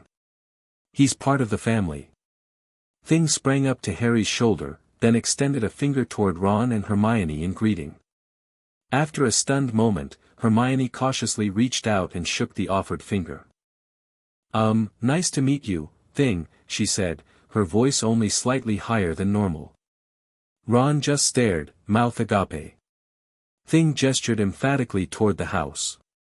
They're expecting us, Harry translated, having become surprisingly adept at understanding Thing's gestures. Come on. As they walked up the drive, Harry pointed out features of the estate, the family cemetery, those are actual graves.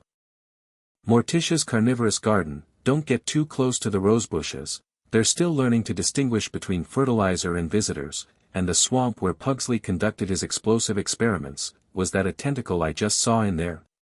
By the time they reached the front door, both Ron and Hermione looked thoroughly unnerved. Harry felt a pang of worry. If they were this uncomfortable before even meeting the family, how would they react to Fester's electrical demonstrations or Grandmama's potion brewing? The massive front door swung open before they reached it, revealing Lurch in his formal butler attire. "Welcome, to Addams' mansion," he intoned, his sepulchral voice echoing in the entry hall. Ron took an involuntary step backward. Hermione, to her credit, squared her shoulders and offered her hand. "Hello, I'm Hermione Granger. Thank you for having us." Lurch bowed slightly and shook her hand with surprising gentleness for someone his size. "Miss Granger. Master Weasley. They're expecting you in the conservatory." "Thanks, Lurch," Harry said, ushering his friends inside. The entry hall, with its mounted animal heads, several of which turned to watch them pass, suits of armor, and ancestral portraits, did nothing to put Ron and Hermione at ease. They walked close together, jumping at every creak of the floorboards and suspicious rustling behind the curtains. "Harry," Hermione whispered urgently, "are you sure these people are related to Sirius? They seem more like, well, dark wizards." Harry suggested with a slight smile. "I was going to say characters from a horror novel, but yes," she admitted. "They're not dark wizards," Harry assured her. "At least, not in the way you're thinking. Their magic is different, older, more primal. But they're good people, Hermione. They've treated me better than the Dursleys ever did." "Low bar, mate," Ron muttered. Before Harry could respond, they reached the conservatory doors. He took a deep breath. "Just, keep an open mind, remember." The conservatory was, thankfully, in one of its more restrained moods. The juggling strangler was dormant, the man-eating roses were pruned back, and most of the more aggressive specimens had been moved to the far end. Morticia had clearly made an effort to make the space less intimidating for visitors. The Addams family awaited them in a cleared area with comfortable chairs arranged around a tea table. Gomez, resplendent in a pinstriped suit, bounded to his feet when they entered. "Harry's friends. Welcome, welcome. Come in, don't be shy," he exclaimed, rushing forward to shake their hands enthusiastically. "Gomez Addams, at your service. This is my wife, Morticia, our daughter Wednesday, our son Pugsley, my brother Fester, and Grandmama is around here somewhere, probably in the kitchen preparing treats." Ron and Hermione were clearly overwhelmed by Gomez's exuberance, managing weak smiles as they were introduced to each family member. Wednesday's unblinking stare made Ron shuffle uncomfortably, while Pugsley's eager questions about whether they'd ever seen someone explode made Hermione's eyes widen in alarm. "Please, sit," Morticia invited, gesturing to the chairs. "Lurch has prepared refreshments." They sat, Ron and Hermione perching on the edges of their seats as if ready to flee at any moment. Harry took a chair between them and the Addamses, unconsciously positioning himself as a buffer. "So," Gomez began cheerfully, "Harry has told us so much about you both. The brilliant witch and the loyal strategist, heroes of Hogwarts adventures. Magnificent." Thank you, Mr. Addams," Hermione replied, accepting a cup of tea from Lurch with visible trepidation. "Harry's told us a bit about you too, though I admit we were surprised to learn about his connection to your family." "The Black family connection is distant but significant," Morticia explained smoothly. "Magic recognizes blood ties across generations in ways modern wizarding society often forgets." "And you knew Sirius?" Ron asked, carefully sniffing his tea before taking a cautious sip. "Corresponded for years," Gomez confirmed. "Kindred spirits, Sirius and I. Both black sheep of ancient families, both appreciators of the finer dangerous things in life. He sent us the most delightful cursed music box for our anniversary last year," Morticia recalled fondly. It plays a haunting melody that slowly drives listeners to madness. We keep it in the children's playroom. Ron choked on his tea. Hermione patted his back while giving Harry an alarmed look. It's perfectly safe, Wednesday assured them in a tone that did nothing to reduce their anxiety. The madness is temporary unless you listen for more than 13 consecutive hours. Pugsley only did that once. Best 3 days ever. Pugsley enthused. I saw colors that don't exist and had conversations with my own skeleton. Harry winced. This wasn't going well. He'd hoped his friends would see past the family's eccentricities to their genuine warmth and acceptance, but he'd underestimated just how jarring the Addams lifestyle would be to outsiders. Perhaps, Morticia suggested, sensing the tension, Harry would like to show his friends his tower room and the grounds. Young people often prefer to converse without adults present. Excellent idea, cara mia. Gomez agreed. Take them to see the hedge maze, Harry. Just remember to bring the signal flare if you get lost. We still haven't found that tour group from last summer. Harry seized the opportunity. Thanks, that's a great idea. Come on, guys. He led Ron and Hermione from the conservatory, breathing a sigh of relief as the doors closed behind them. Harry, Hermione began in a strained voice, what in Merlin's name, not here, Harry interrupted quietly. Let's go to my room. He led them through the mansion to the East Tower, acutely aware of their reactions to every bizarre feature they passed, the hall of ancestral battle axes, the gallery of family portraits that whispered to each other, the staircase that occasionally rearranged itself in a manner far less predictable than Hogwarts. When they finally reached his tower room, Ron collapsed onto the bed while Hermione paced, looking distressed. Harry, these people are completely mad. She burst out. That little girl looks like she's plotting murder. The boy was showing me drawings of torture devices, and I'm pretty sure that plant in the corner tried to grab me when no one was looking. They're different, Harry acknowledged, but they're not bad people, Hermione. They've been kinder to me than anyone besides you two and Sirius. Mate, kindness isn't the issue, Ron said, sitting up. They're weird. Creepy. Macabre. Harry supplied. I know. But they've given me something I've never had before, a home where I'm accepted completely. They don't care about the boy who lived. They care about me, Harry. Hermione's expression softened. Oh, Harry, I understand wanting that. But there has to be a better option than this. She gestured to encompass the entire mansion. Like what? Harry challenged. Going back to the Dursleys.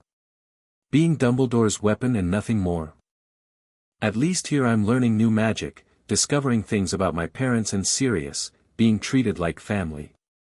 New magic. Hermione's academic curiosity was instantly piqued. What kind of magic? Harry hesitated. It's different from what we learn at Hogwarts. Older. More instinctual. The Addams family has traditions dating back centuries, magic connected to blood, to family ties, to darkness itself. That sounds like dark magic, Harry, Hermione said worriedly. It's not dark the way Voldemort's magic is dark, Harry argued. They don't hurt people.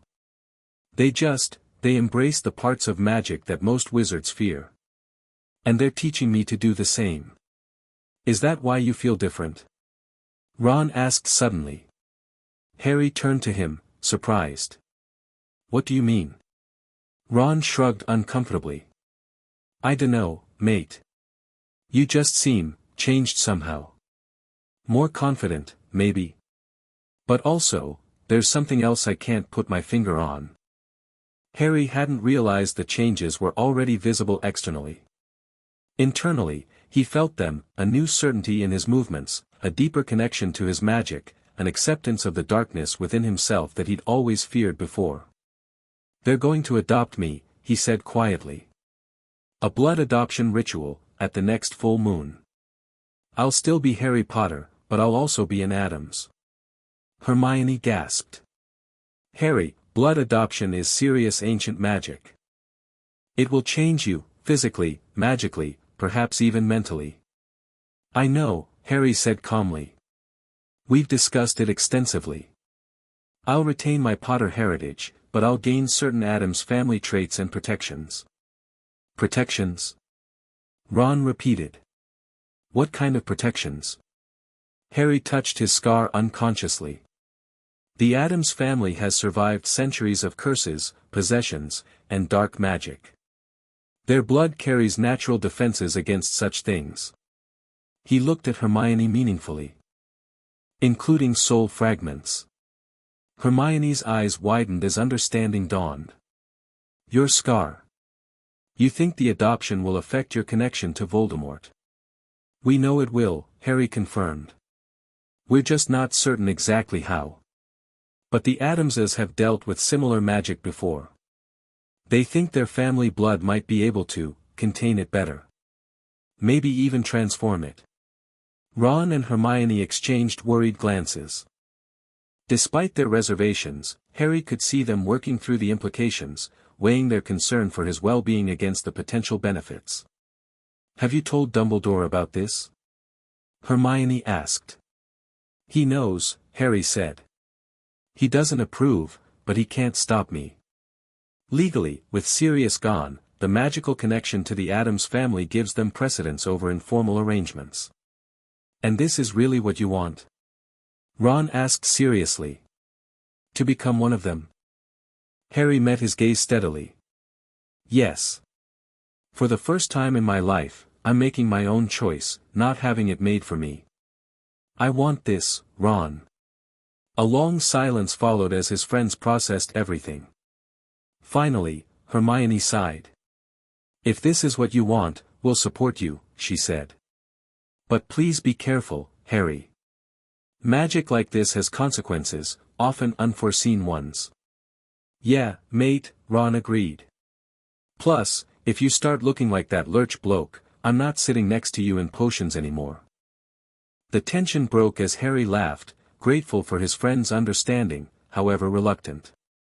He began showing them around his room, pointing out the bookshelves filled with texts on rare magic, the balcony overlooking the grounds, and the special perch Gomez had built for Hedwig. Gradually, Ron and Hermione relaxed. They spent the afternoon exploring parts of the mansion and grounds Harry deemed safe for visitors, avoiding Pugsley's explosive testing range and the deeper parts of the swamp. Harry showed them the library, where ancient tomes on forgotten magic shared shelf space with first editions of Muggle horror novels. He introduced them to Kitty, the family's lion who roamed the East Wing and had taken a liking to Harry's head scratches. By the time they returned to the main hall for dinner, Ron and Hermione seemed less overwhelmed, though still wary. Harry counted that as progress. Dinner with the entire Addams clan was an elaborate affair. The long table in the formal dining room was laden with dishes both familiar and exotic. Gomez sat at the head, regaling everyone with tales of his adventures in Tibet, while Morticia elegantly corrected historical details. Fester demonstrated his ability to conduct electricity by powering the chandelier when the lights momentarily failed. Pugsley conducted a small controlled explosion that turned his peas into a perfect replica of Mount Vesuvius erupting. Wednesday recited morbid poetry between courses. To Harry's surprise, Ron and Hermione gradually warmed to the proceedings. Ron was particularly impressed by the quality and quantity of food, while Hermione found herself drawn into a fascinating discussion with Morticia about rare magical herbs and their properties. Your friends are charming, Morticia commented to Harry as dessert was served, a bubbling black concoction that tasted surprisingly like chocolate despite its ominous appearance. The young lady has a brilliant mind. She reminds me a bit of your mother, that same intellectual curiosity, that unwillingness to accept limitations. And the boy has a healthy appetite. Gomez approved, watching Ron tackle his third helping of dessert. Always good to see in the young. After dinner, as the time for Ron and Hermione's departure approached, Harry walked them back to the gates where the ministry car would collect them. They're still completely barmy, Ron said as they walked, but I can see why you like them. They're kind of genuine, aren't they? No pretense. Exactly, Harry agreed. What you see is what you get with the Addamses. And they clearly care about you, Hermione acknowledged. The way Gomez talks about teaching you fencing, the books Morticia has selected for your studies, they're investing in you, Harry. Not as the boy who lived, but as a person they value. That's it exactly, Harry said, relieved that they understood. So you're not going to try to talk me out of the adoption? Hermione hesitated. I still think it's risky. But I also think you deserve a family who loves you. If this is where you found that, then I'm happy for you. Just promise you'll tell us if anything strange happens. Harry laughed. Hermione, everything about the Addamses is strange. You'll have to be more specific. Strange even by their standards, she clarified with a smile. As the ministry car appeared at the gates, they said their goodbyes with promises to write and plans for another visit the following week. Harry watched them drive away, feeling both relieved the visit had gone better than expected and oddly protective of his new family. The Addamses were eccentric, certainly, but they had welcomed him without reservation, offering the home and family he'd always longed for. As he walked back toward the mansion, a slight movement in the trees at the edge of the property caught his attention. He paused, peering into the gathering darkness. For a moment, he thought he saw a figure watching from the shadows, tall, pale, with an ornate walking stick. He blinked, and the figure was gone. Probably just one of the ancestors taking an evening stroll, he muttered to himself, recalling Gomez's casual mentions of departed family members who occasionally manifested for special occasions. Still, as he returned to the warmth and strange comfort of the mansion, Harry couldn't shake the feeling that they were being watched, and not by anyone connected to the Addams family. The next morning, Harry woke to find a small package on his bedside table wrapped in black paper with a silver ribbon. A card attached read simply, "For today's lesson. G.A." Inside, he found an exquisite dagger with an ornate handle and a gleaming blade etched with strange symbols. The craftsmanship was extraordinary, the balance perfect when he cautiously tested its weight. "It's a black family heirloom," Wednesday's voice came from the doorway. Once again, she'd entered without knocking. 16th century. The runes are ancient protection charms. Harry examined the dagger with new interest. It belonged to Sirius's family. Great-great-aunt Elidora Black's personal defense weapon, Wednesday confirmed. She allegedly used it to dispatch 3 would-be assassins during a particularly contentious family reunion in 1887. She sounded approving. "Father thought you should have it. Throwing knives lesson begins in 30 minutes. After she left, Harry studied the dagger more carefully. Another connection to Sirius, however distant. Over the past weeks, the Addams family had shared numerous stories, photographs, and now artifacts connected to his parents and godfather. Each one filled a small piece of the aching void left by their deaths. Throwing knife lessons, it turned out, were held in a specially designed room in the West Wing, with human-shaped targets at various distances. To Harry's relief, they were just painted outlines, not actual people, though Gomez mentioned that, in the old days, they used to practice with volunteers from the village. "The key is in the wrist," Gomez demonstrated, sending a knife spinning perfectly into the target's heart from 30 feet away. "Fluid motion, firm release, and always aim for vital areas, heart, throat, eyes. No point in throwing a knife unless you mean business." Harry practiced for hours, developing a surprising aptitude for the skill. By lunchtime, he could consistently hit the target from 20 feet, not with Gomez's deadly accuracy, but close enough to impress his enthusiastic mentor. "Magnificent progress!" Gomez exclaimed, clapping Harry on the shoulder as they left the practice room. "The black dagger suits you. Family artifacts often respond to blood connections, you know. That blade has been waiting for the right hand to wield it." Over lunch, Gomez briefed Harry on his meeting with the family lawyer the previous day. "Nothing to worry about," he assured Harry between bites of a sandwich that seemed to squirm slightly. Just some busybody at the local Muggle child welfare office asking questions about our guardianship status. Our lawyer assures me it's a routine inquiry. Muggles? Harry asked, confused. How would they even know I'm here? I thought the estate was hidden. From most Muggles, yes, Morticia explained, joining the conversation. However, certain officials occasionally find their way through the protections, particularly if they're looking for someone specific. It happens every generation or so, usually resulting in quite entertaining confrontations. The last social worker who investigated us had such a fascinating nervous breakdown, Wednesday recalled with something approaching nostalgia. She wrote a 400-page manifesto about our family before being institutionalized. I still have it in my collection. Harry's appetite diminished slightly. Should I be concerned about this? Not at all, my boy. Gomez declared. Standard procedure. They'll send someone to investigate, we'll charm them thoroughly, and that will be that. Harry wasn't entirely convinced, especially given Wednesday's anecdote, but he nodded anyway. The Addamses clearly had experience handling such situations, and he trusted them to protect him, even from well-meaning Muggle authorities. After lunch, Harry retreated to the library to work on a summer essay for Transfiguration. Despite his unique living situation, he hadn't neglected his Hogwarts studies. The Addams family library contained rare books on magical theory that made his assignments far more interesting than they would have been at Privet Drive. He was deep in research about the theoretical limits of cross-species transformation when he sensed someone watching him. Looking up, he found Wednesday standing silently beside his table, a large, ancient-looking book in her arms.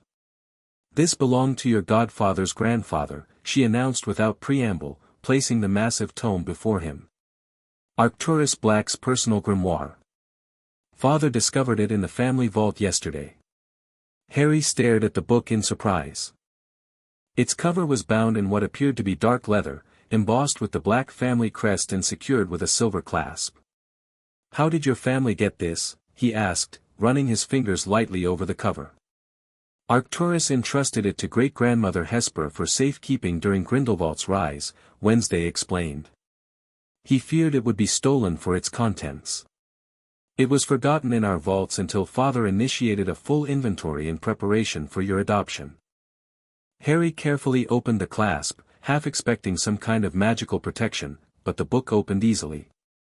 Inside were pages of handwritten spells, potions, and magical theory, many annotated with personal observations. The magic described wasn't necessarily dark as Hogwarts would classify it, but it was certainly unconventional, ancient family magics tied to blood, protection, and lineage. "This is incredible," Harry breathed, carefully turning the pages. "Does Sirius know, did Sirius know this was here?" "We don't believe so," Wednesday replied. Communication between the families became sporadic during Voldemort's first rise. After Sirius was imprisoned, it ceased entirely until he contacted Father following his escape from Azkaban. Harry continued examining the book, fascinated by this new connection to his godfather's family. One section particularly caught his attention, a detailed explanation of the Black family's protective enchantments, including blood wards similar to but distinct from those Dumbledore had placed around Privet Drive. "Father thought you should study it before the adoption ritual," Wednesday continued. "It contains information about Black family magic that will interact with the Addams bloodline once the ritual is complete." "What will happen to me, exactly?" Harry asked, looking up from the book. "During the adoption, No one's really explained the details." Wednesday considered him for a moment, her dark eyes unreadable. "The ritual will bind your blood to ours while preserving your existing bloodlines. You'll remain a Potter and a Black by heritage, but you'll also become an Addams. Physically, there will be changes, subtle ones, most likely. Magically, you'll gain access to family abilities that have been passed down through generations." "What kind of abilities?" "That varies with each adoption," she explained. "Our family magic adapts differently to each new bloodline. Some develop affinities for certain elements, others for particular branches of magic. Some gain physical enhancements, strength, agility, resilience. And my connection to Voldemort? Harry touched his scar unconsciously. What will happen to that? Wednesday's expression became more intense. The parasite in your scar will find the Addams bloodline inhospitable. Our family has survived countless curses, possessions, and magical attacks over centuries. Our blood has developed certain antibodies, you might say. You think it will destroy the connection? Harry asked hopefully. Perhaps, Wednesday allowed. Or transform it into something else entirely. Addams' magic often repurposes dark influences rather than eliminating them. Makes them useful. The implications of that statement were both intriguing and slightly unsettling. What would it mean to repurpose his connection to Voldemort? Before Harry could ask for clarification, Lurch appeared in the library doorway. Visitors, at the gate, he announced in his deep, rumbling voice. Ministry, officials, and others. Wednesday and Harry exchanged glances. What others? Harry asked. Muggle authorities, Lurch clarified. And someone else. Master and Mistress request your presence in the study. They followed Lurch through the mansion's winding corridors to Gomez's study, a magnificent room lined with weapons, taxidermy, and ancient tomes. Morticia and Gomez were standing by the window, watching the approaching visitors with matching expressions of amused interest. Ah, children, excellent timing. Gomez greeted them. Quite the delegation arriving. 3 ministry officials, 2 Muggle social workers, and... His expression darkened slightly. Someone else. Someone with a magical signature I don't recognize, disguised among the Muggles. An imposter? Harry asked, joining them at the window. Most likely, Morticia confirmed. The wards detected deception. Not polyjuice, something more subtle. Glamours, perhaps. Through the window, Harry could see 6 people making their way up the long drive toward the mansion. 3 wore the distinctive robes of ministry officials, 1 from International Magical Cooperation, judging by the insignia, and 2 who appeared to be from magical law enforcement. The other 3 were dressed in Muggle business attire, 2 women with clipboards and severe hairstyles, and a tall, pale man with platinum blonde hair using a cane. Harry's blood ran cold. Even from a distance, there was something distinctly familiar about that figure. Lucius Malfoy, he said quietly. Malfoy? Gomez repeated, squinting. Ah, the Death Eater who escaped justice through generous donations to the ministry. Sirius mentioned him in his letters. Nasty piece of work, by all accounts. But what's he doing with Muggle officials? Morticia wondered. I was under the impression the man despised non-magical people.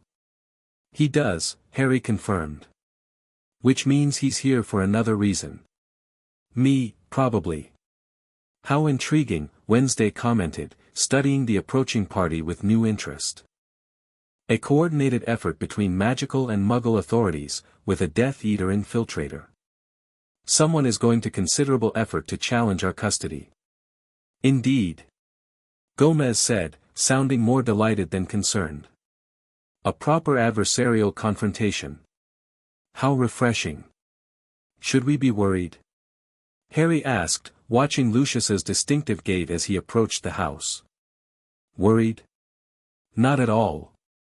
Gomez assured him, selecting a sword from the wall display with practiced ease.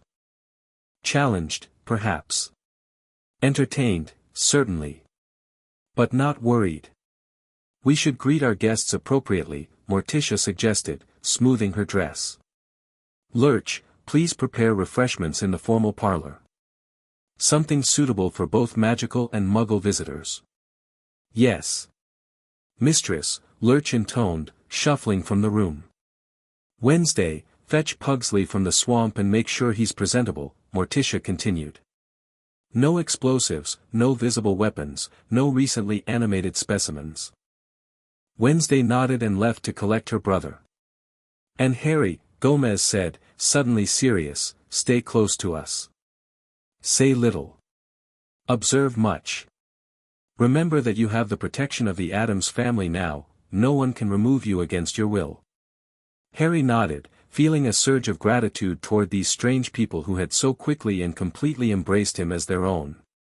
Whatever game Lucius Malfoy was playing, the Addams family wasn't going to make it easy for him. Shall we welcome our visitors, Cara Mia? Gomez offered his arm to Morticia. Indeed, mon cher, she replied, taking it gracefully. I believe this will be a most stimulating afternoon. Harry followed them to the grand entrance hall, where Lurch was already opening the massive front doors as the delegation reached the steps. The Addamses arranged themselves in a tableau of Gothic hospitality, Gomez and Morticia front and center, Wednesday and Pugsley, who had arrived with remarkable speed, still slightly damp from the swamp, flanking them, and Harry slightly behind, protected by the family formation. Welcome to Addams Mansion. Gomez boomed, arms spread wide in greeting. Visitors are always a delight.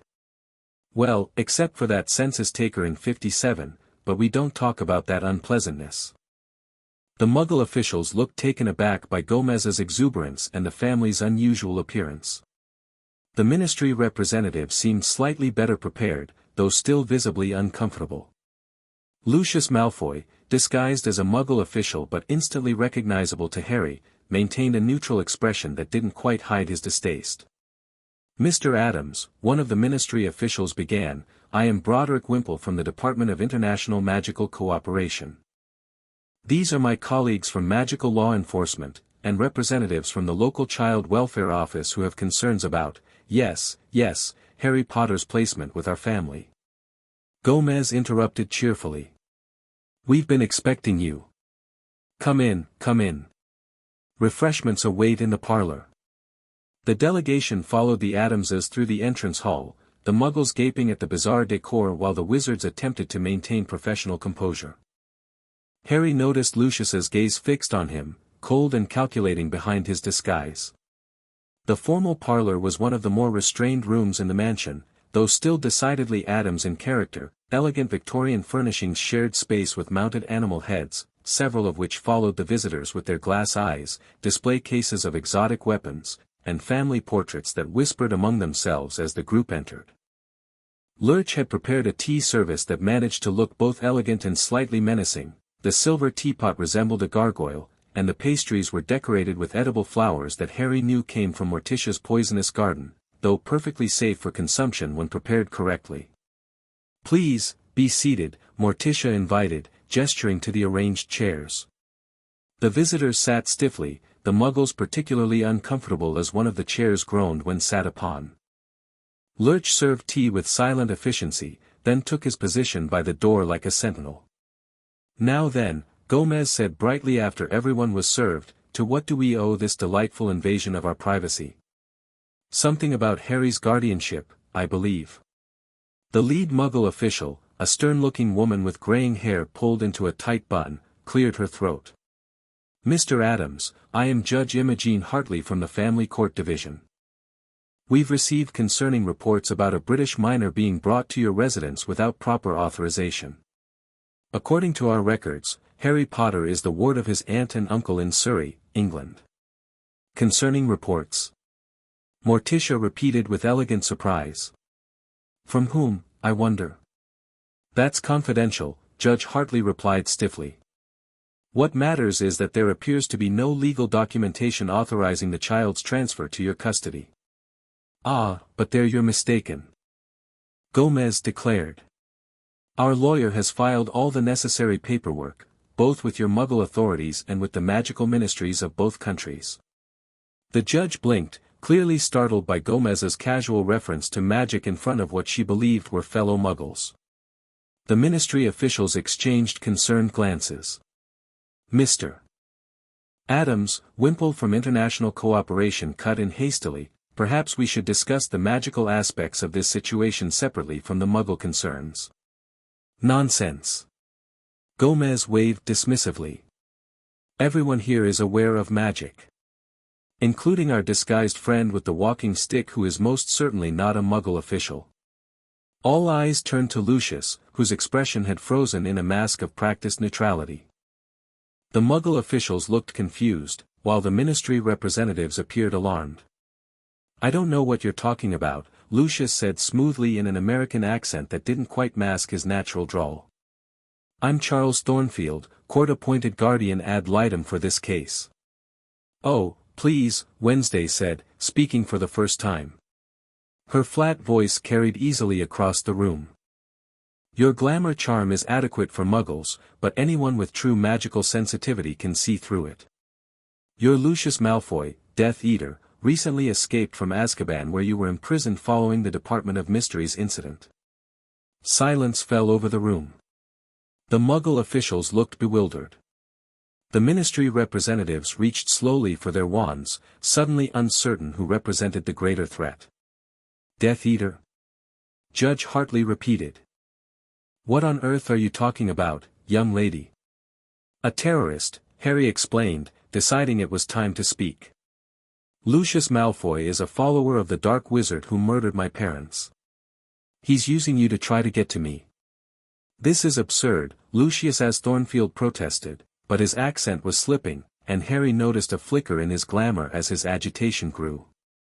"I'm here representing the court's interests in this child's welfare."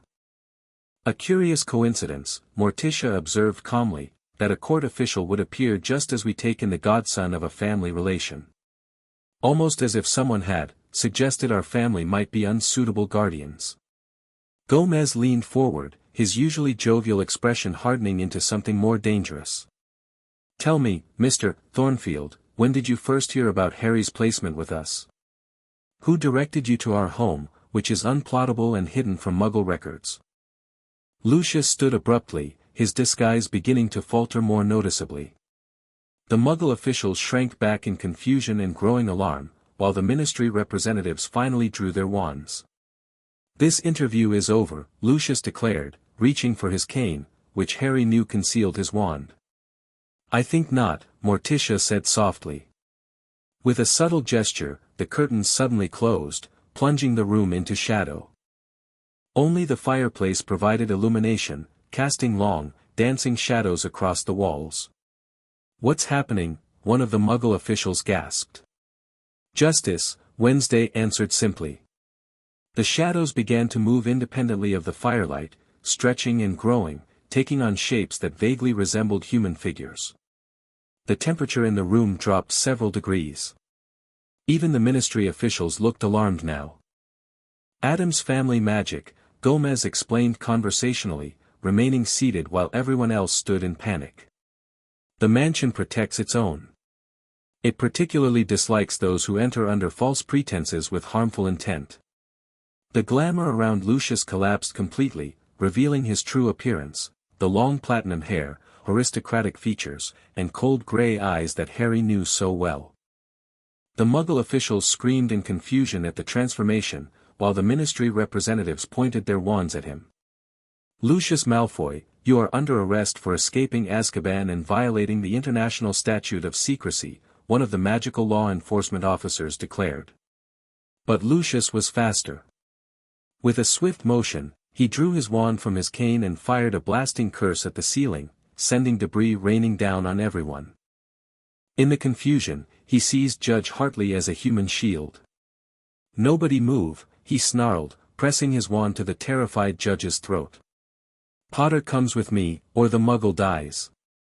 Harry started forward instinctively, but Wednesday's hand on his arm stopped him. Her dark eyes communicated a clear message: wait. "Mr. Malfoy," Morticia said, her voice deadly calm despite the chaos. "You have made a grave error in judgment. This is our home. These are our guests. That is our child you are threatening to take." The shadows continued to grow, now clearly taking the form of human figures, ancestors of the Addams line, Harry realized. They began to close in around Lucius, who fired several spells through them with no effect. "What magic is this?" he demanded, backing toward the door with his hostage. "Dark arts are my specialty, and I've never seen this." Not dark arts, Mr. Malfoy, Gomez corrected, finally rising from his chair. Family magic. Magic older than your pure-blood lineage, older than Hogwarts itself. Magic that protects the Addams bloodline and all who belong to it. Lucius reached the doorway, still holding the judge. Stay back, or she dies. I wouldn't threaten our guests, Mr. Malfoy, Morticia advised softly. Thing is quite protective of visitors to our home. On cue, the disembodied hand dropped from the ceiling onto Lucius's shoulder. Startled, the Death Eater reflexively turned his wand away from the judge, just long enough for Thing to jab him precisely in a nerve point at the base of his neck. Lucius's arm spasmed, his wand clattering to the floor as he lost his grip on both it and his hostage. The ministry officials moved quickly then, binding Lucius with incarceration spells before he could recover. The Muggle judge scrambled away, collapsing into a chair in shock. I would say that concludes our business for today, Gomez declared cheerfully as the shadow figures receded. Unless there are other matters regarding Harry's guardianship. The ministry officials, now restraining a furious Lucius, looked at each other uncertainly. This situation will require extensive documentation, Wimple from International Cooperation said finally. And the Muggles will need memory modifications after witnessing magic. Oh, I don't think that will be necessary, Morticia disagreed. Judge Hartley and her colleagues have seen nothing that can't be explained by elaborate stage magic and special effects. Isn't that right, Your Honor? The judge, still pale and shaken, looked around at the now normal room, the family portraits that had stopped moving, and the shadows that had returned to their proper places. In the rational light of day, the supernatural elements already seemed less definitive, more like tricks of perception. I don't know what I saw, she admitted. But it's clear Mr. Thornfield, or Malfoy, or whoever he is, manipulated my office into investigating this placement. She straightened her jacket with as much dignity as she could muster. I believe I have sufficient evidence that Harry Potter is safe and well cared for in this household, unusual though it may be. The ministry officials looked relieved at this resolution, which would minimize the breach of the statute of secrecy. We'll take Malfoy back to England for return to Azkaban, one confirmed. And file the proper international paperwork regarding Mr. Potter's placement.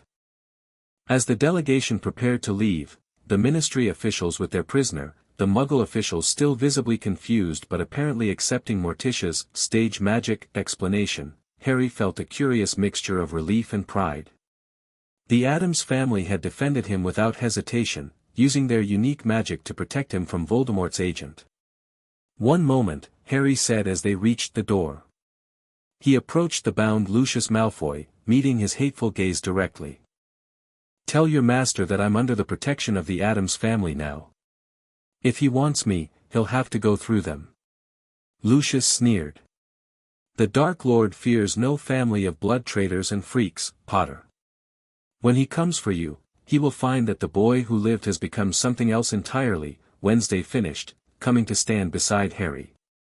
Something your master cannot begin to understand. With that ominous declaration, the visitors departed, the ministry officials operating away with their prisoner once beyond the mansion's boundaries, the Muggle officials driving back down the winding road in stunned silence. As the doors closed behind them, Harry turned to the Addams family. Thank you. For defending me. For not letting them take me. My dear boy, Gomez said, clapping him on the shoulder, your family now. And Addams protects their own, it's the first rule of the family. Actually, the first rule is, never explain, never complain, Wednesday corrected. But family protection is definitely in the top 5. What will happen now? Harry asked. Voldemort knows where I am. He'll send others. Let them come, Morticia said serenely. The mansion has been defending against intruders for generations. Few have ever breached its defenses, and none have left unchanged. Besides, Gomez added enthusiastically, after the blood adoption ritual, you'll have more than just our protection, you'll have Addams' blood running through your veins. The ancestral magic will recognize you as one of us completely. Speaking of which, Morticia said, today's events make it clear we should accelerate our preparations. The full moon is in 3 days. If you're still certain this is what you want, Harry, we should begin the final rituals tonight. Harry looked around at these people who had defended him, welcomed him, treated him as one of their own. Whatever strangeness the Addamses possessed was balanced by their absolute loyalty to family, their complete acceptance of him, darkness, prophecy, and all. I'm certain, he said firmly. I want to be an Addams. The 3 days leading up to the full moon were a whirlwind of activity. The entire mansion seemed to vibrate with anticipation, ancient magic stirring in response to the impending ritual. Harry underwent a series of preparatory ceremonies, ritual baths in water collected from 13 different sacred springs, meditations in the family crypt surrounded by ancestral remains, and hours spent memorizing the complex incantations he would need to recite during the adoption itself. Grandmama, who Harry had only seen occasionally before, now took a central role in the preparations. The ancient, hunched woman with wild gray hair and piercing eyes that seemed to see through flesh to bone was apparently the family's expert on blood rituals. Blood remembers, she told Harry as she examined his palm with a gnarled finger, tracing the lines there. Blood knows. Blood connects. When Addams' blood joins with Potter blood and black blood, old magic will awaken. Very old. Very powerful. What kind of magic? Harry asked, fascinated despite his nervousness. Grandmama cackled. Different for everyone. My great-great-nephew Ferdinand grew scales and breathed fire after his adoption. Great-niece Desdemona developed the ability to speak with the dead, which made family reunions much more interesting, let me tell you. This wasn't entirely reassuring, but Harry was committed. Whatever changes came with the adoption, they couldn't be worse than the connection to Voldemort he already endured. At least the Addams family would help him navigate any new abilities or transformations. The night before the full moon, Harry received an unexpected visitor. He was in his tower room, reviewing the ritual texts one final time, when a soft knock came at his door. Come in, he called, expecting Wednesday with yet another quiz on family history. Instead, Remus Lupin entered, looking tired but relieved to see Harry safe. Hello, Harry. Remus. Harry jumped up to greet him. What are you doing here? Gomez invited me, Remus explained, accepting Harry's brief hug. Said I should be present for the magnificent transformation of my best friend's son. His words, not mine. A small smile lifted the corners of Remus's mouth. How are you, Harry? Really? I'm good, Harry answered honestly. Better than I've been in a long time, actually. The Addamses are, well, they're not exactly normal, but they've been amazing to me. So I've gathered, Remus said, glancing around the comfortable tower room. I hear you fought off Lucius Malfoy with their help. Harry nodded. He tried to use Muggle authorities to challenge my placement here. It didn't work out for him. I heard he was returned to Azkaban with what the Auror report described as unexplained nervous trauma, Remus commented. The Addams is doing, I presume. The mansion protects its own, Harry quoted with a small shrug. Remus studied him carefully. You've changed, Harry. Not just physically, though there's that too. There's something different about your magic. I can sense it. Harry wasn't surprised. As a werewolf, Remus had heightened senses that could detect subtle magical changes. I've been learning different kinds of magic here. Older magic. Family magic. And tomorrow you'll undergo a blood adoption ritual, Remus stated. That's why I came. I wanted to make sure this is truly what you want, that you understand what it means. I do, Harry assured him. I'll still be me, still James and Lily's son. But I'll also be an Addams, with all that entails. Including changes to your core magic, Remus pointed out. Blood adoption is serious ancient magic, Harry. It will alter you on fundamental levels. I know, Harry said quietly. But I think I think it might help with this. He touched his scar. The Addamses believe their family magic can counter Voldemort's influence. Maybe even sever the connection entirely. Remus's expression softened. If that's true, it would be worth the risk. He hesitated. I want to be sure you're doing this for the right reasons. Not just to escape Voldemort or defy Dumbledore. I'm doing it because I've found a family who accepts me completely, Harry said simply. Who sees me as just Harry, not the boy who lived. Who teaches me and protects me and makes me feel like I belong somewhere for the first time in my life. Remus studied him for a long moment, then nodded slowly. Then I'll support you. And I'll be there tomorrow night for the ritual, as your parents and Sirius's representative. You will. Harry felt a surge of gratitude. Having Remus there would create a connection to his original family, a bridge between his past and his future. Of course, Remus smiled. James and Lily would want you to be happy, Harry. And strangely enough, I think Sirius would approve of the Addamses. He always did have a flair for the dramatic and unconventional. They spent the evening talking, about Harry's parents, about Sirius, about Harry's experiences with the Addamses.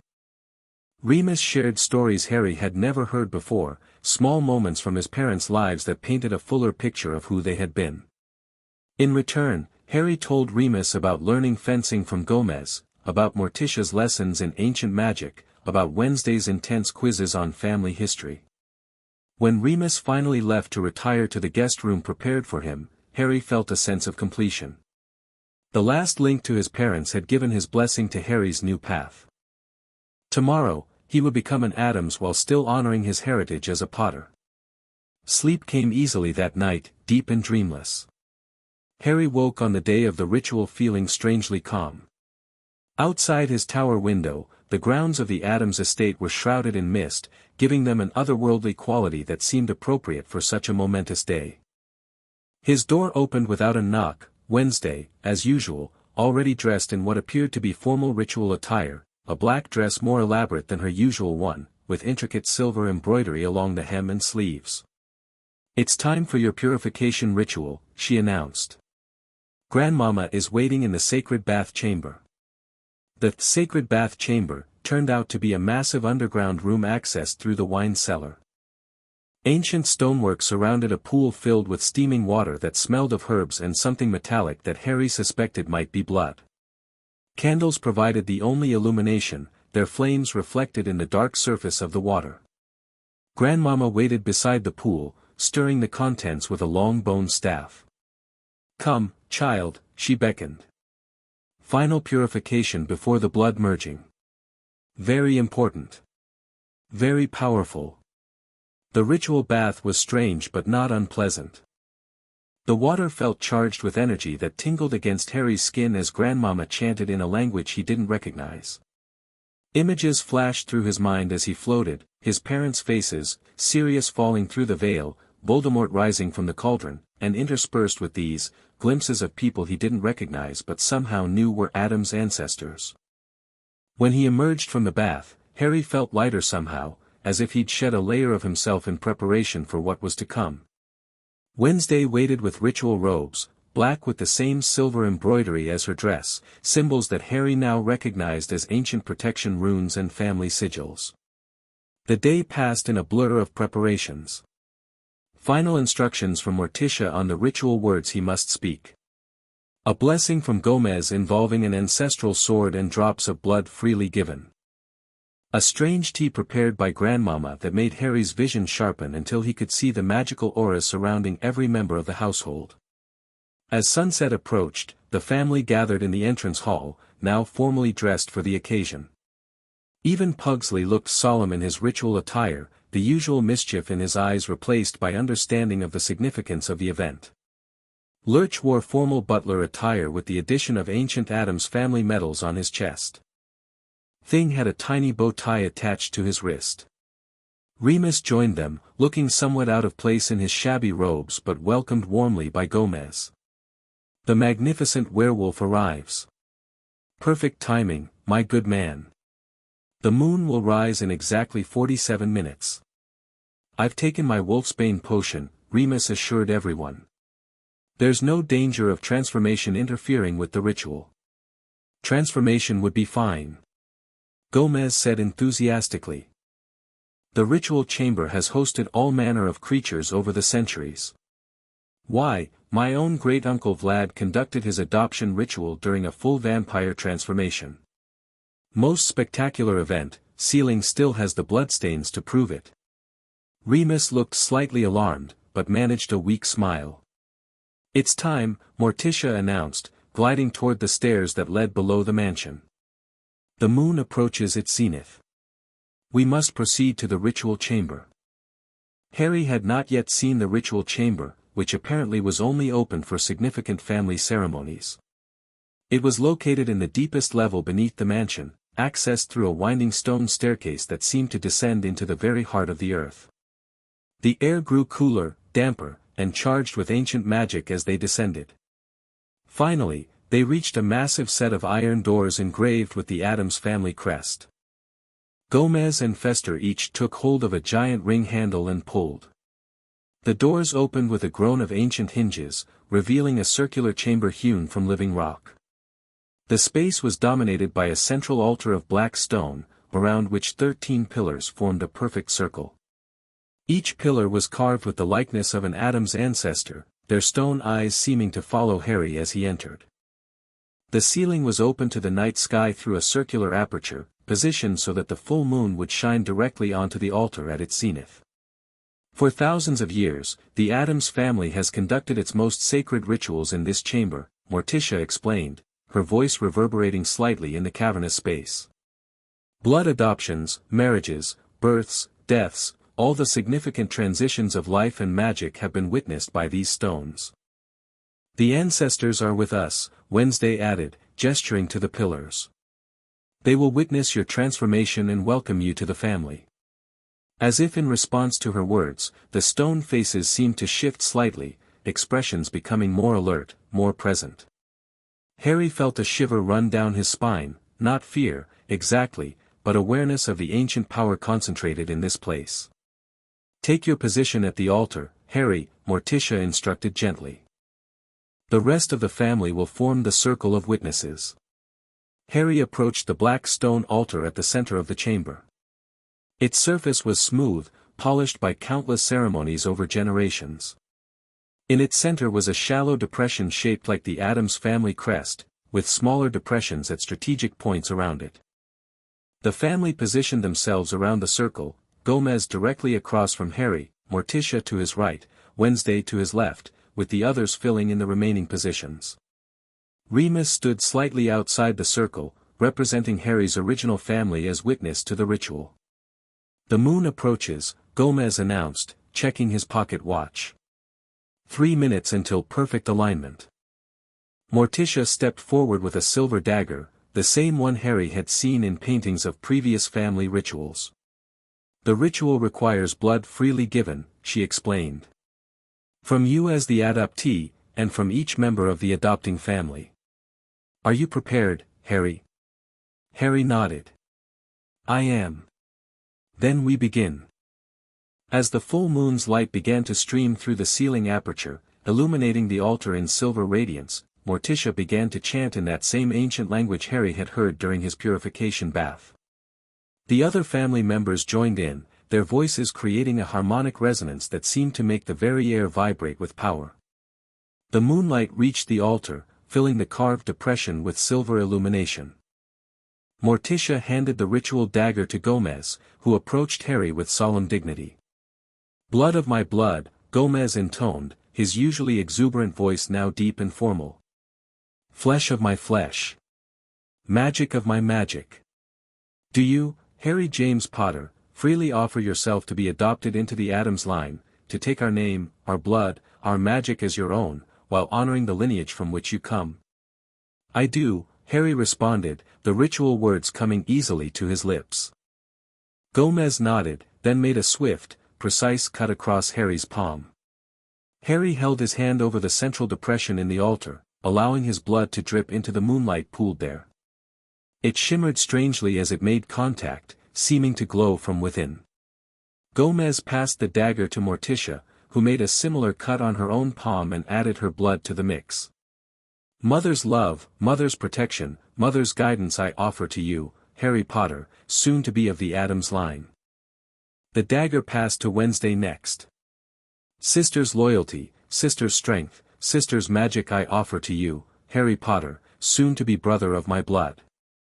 One by one, each family member added their blood to the mixture on the altar, offering a specific aspect of family connection: Pugsley's mischief and creativity, Fester's resilience and adaptability, Grandmama's wisdom and ancient knowledge, even Lurch's steadfast service and protection.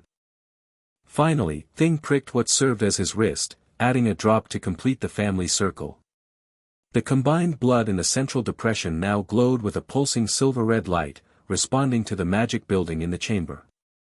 The stone faces on the pillars had definitely come alive now, watching the proceedings with interest, some nodding in approval. And now, Gomez declared, the representative of Harry's original bloodline must give blessing to this union of families. Remus stepped forward, visibly moved by the ritual's solemnity. Gomez offered him the dagger. As friend to James and Lily Potter, as brother to Sirius Black, Remus Lupin, bear witness to this adoption and give my blessing, Remus said, his voice thick with emotion. He made a small cut on his palm and added a drop of his blood to a separate depression on the altar. May the strength of the Potter line and the pride of the Black family continue in this new branch of Harry's life tree. The moment Remus's blood touched the altar, a visible current of magic connected it to the central pool of Addams' blood. The two began to swirl together, forming intricate patterns that rose from the stone surface, dancing in the moonlight like living creatures. The blood accepts the union, Morticia announced. Now for the final step. Gomez gestured for Harry to place both hands on the altar, palms down on either side of the glowing blood mixture. Harry did so, feeling the stone vibrate beneath his touch. Repeat after me, Gomez instructed. I, Harry James Potter. Harry began the ritual words, his voice growing stronger with each phrase. I, Harry James Potter, born of Potter blood, marked by Potter courage, heir to Black loyalty, do willingly join my blood with the Addams line. I take your name as my name, your blood as my blood, your magic as my magic, your past as my past, your future as my future. In darkness and in light, in life and beyond death, I bind myself to the Addams family, now and forever. As the final word left his lips, the swirling blood suddenly rose in a column, hovering above the altar for a breathless moment before flowing toward Harry's hands. Instead of simply touching his skin, it seemed to sink into it, absorbed through his palms and spreading visibly through his veins, which glowed silver-red beneath his skin. The sensation was indescribable, warmth and cold simultaneously, pain and pleasure interwoven, a rushing torrent of memories and magic flooding through him. Harry gasped as he felt the blood reach his heart, then surge upward toward his head. When it reached his scar, there was a moment of searing pain, and then something dark and oily seemed to be forced out, rising from the lightning bolt mark like smoke. The shadow hovering above his scar writhed and shrieked soundlessly, fighting against the Addams blood magic now flowing through Harry's veins. For a moment, the two forces warred for dominance, then the shadow seemed to collapse inward, absorbed not out but in, transformed rather than expelled. Harry felt the change immediately. The constant background presence that had been with him since infancy, the anger, the alien emotions, the intrusive thoughts, didn't disappear. Instead, they transformed, integrated, becoming something new. Something that was part of him but under his control rather than controlling him. The glowing in his veins subsided gradually, the borrowed blood becoming his own, changing him subtly from within. Harry felt his vision sharpen, his senses heighten. His magic, always powerful but somewhat wild, settled into a new configuration, still potent but more focused, more precise, with new dimensions he could sense but not yet access. It is done, Morticia announced as the last of the visible magic faded. Rise, Harry Potter Addams, son of our blood, heir to our legacy. Harry stood, feeling simultaneously exhausted and energized. The family gathered around him, examining him with interest and approval. In their faces, he could suddenly see familial resemblances he hadn't noticed before, the shape of Gomez's brow that he now shared, the particular curve of Morticia's cheekbone that had subtly altered his own. "How do you feel, my boy?" Gomez asked, gripping Harry's shoulder. "Different," Harry answered honestly. "But, right. Like something that was missing has been filled in. The adoption has taken well," Grandmama declared, peering at him with expert eyes. "Good strong acceptance of the blood. Some interesting adaptations too, look at his eyes." Everyone leaned in to examine Harry's eyes, which he suddenly realized felt strange, sharper, more sensitive to the low light. "Magnificent!" Gomez exclaimed. "The emerald green with the Addams black rim around the iris. Perfect combination of his mother's eyes and our family trait. And his hair," Wednesday noted, reaching up to touch a strand. "Still Potter wild, but with Addams texture. Smoother. Darker." Harry wished for a mirror, curious about these changes. As if reading his thought, Thing appeared at his side with a small hand mirror. Harry examined his reflection with fascination. His face was still recognizably his own, but with subtle refinements. His cheekbones were more prominent, his jaw slightly more defined. His eyes remained Lily's green but now had a distinctive black ring around the iris that made them more dramatic, more intense. His hair, while still unruly, had darkened to a richer black and fell in a way that seemed deliberately tousled rather than simply messy. Most striking of all was his scar, still there, but changed. Instead of the angry red lightning bolt, it was now a more elegant silver line, almost decorative rather than disfiguring. "The scar has been transformed," Morticia observed, gently touching it with a cool finger. "The foreign magic contained within it has been repurposed by the Addams blood. It is now truly part of you, under your control rather than controlling you." "I can feel it," Harry confirmed. "It's different. Like I've absorbed something that was trying to possess me." "The Addams bloodline has centuries of experience with possession, curses, and dark magic," Wednesday explained. "Our blood doesn't simply reject such things, it conquers them, absorbs their power, makes it our own. A family trait we're quite proud of." Gomez added cheerfully. "Why destroy a perfectly good curse when you can repurpose it for something useful?" Remus approached cautiously, studying Harry with wonder. "Your magical signature has changed," he said quietly. "I can sense it. Still Harry, but more different. Am I still me?" Harry asked, suddenly worried. "You are more yourself than you have ever been," Morticia assured him. "The adoption doesn't replace who you were, Harry. It completes you. Adds to you. Everything you were remains, son of James and Lily Potter, godson of Sirius Black. Now you are also son of Gomez and Morticia Addams, brother to Wednesday and Pugsley, nephew to Fester, grandson to Grandmama." "Family," Harry said softly, testing the word that had new meaning now. "Family," the Addamses echoed in unison. As they made their way back up from the ritual chamber, Harry felt the changes settling into him. His magic bubbled beneath his skin, eager to be tested in its new configuration.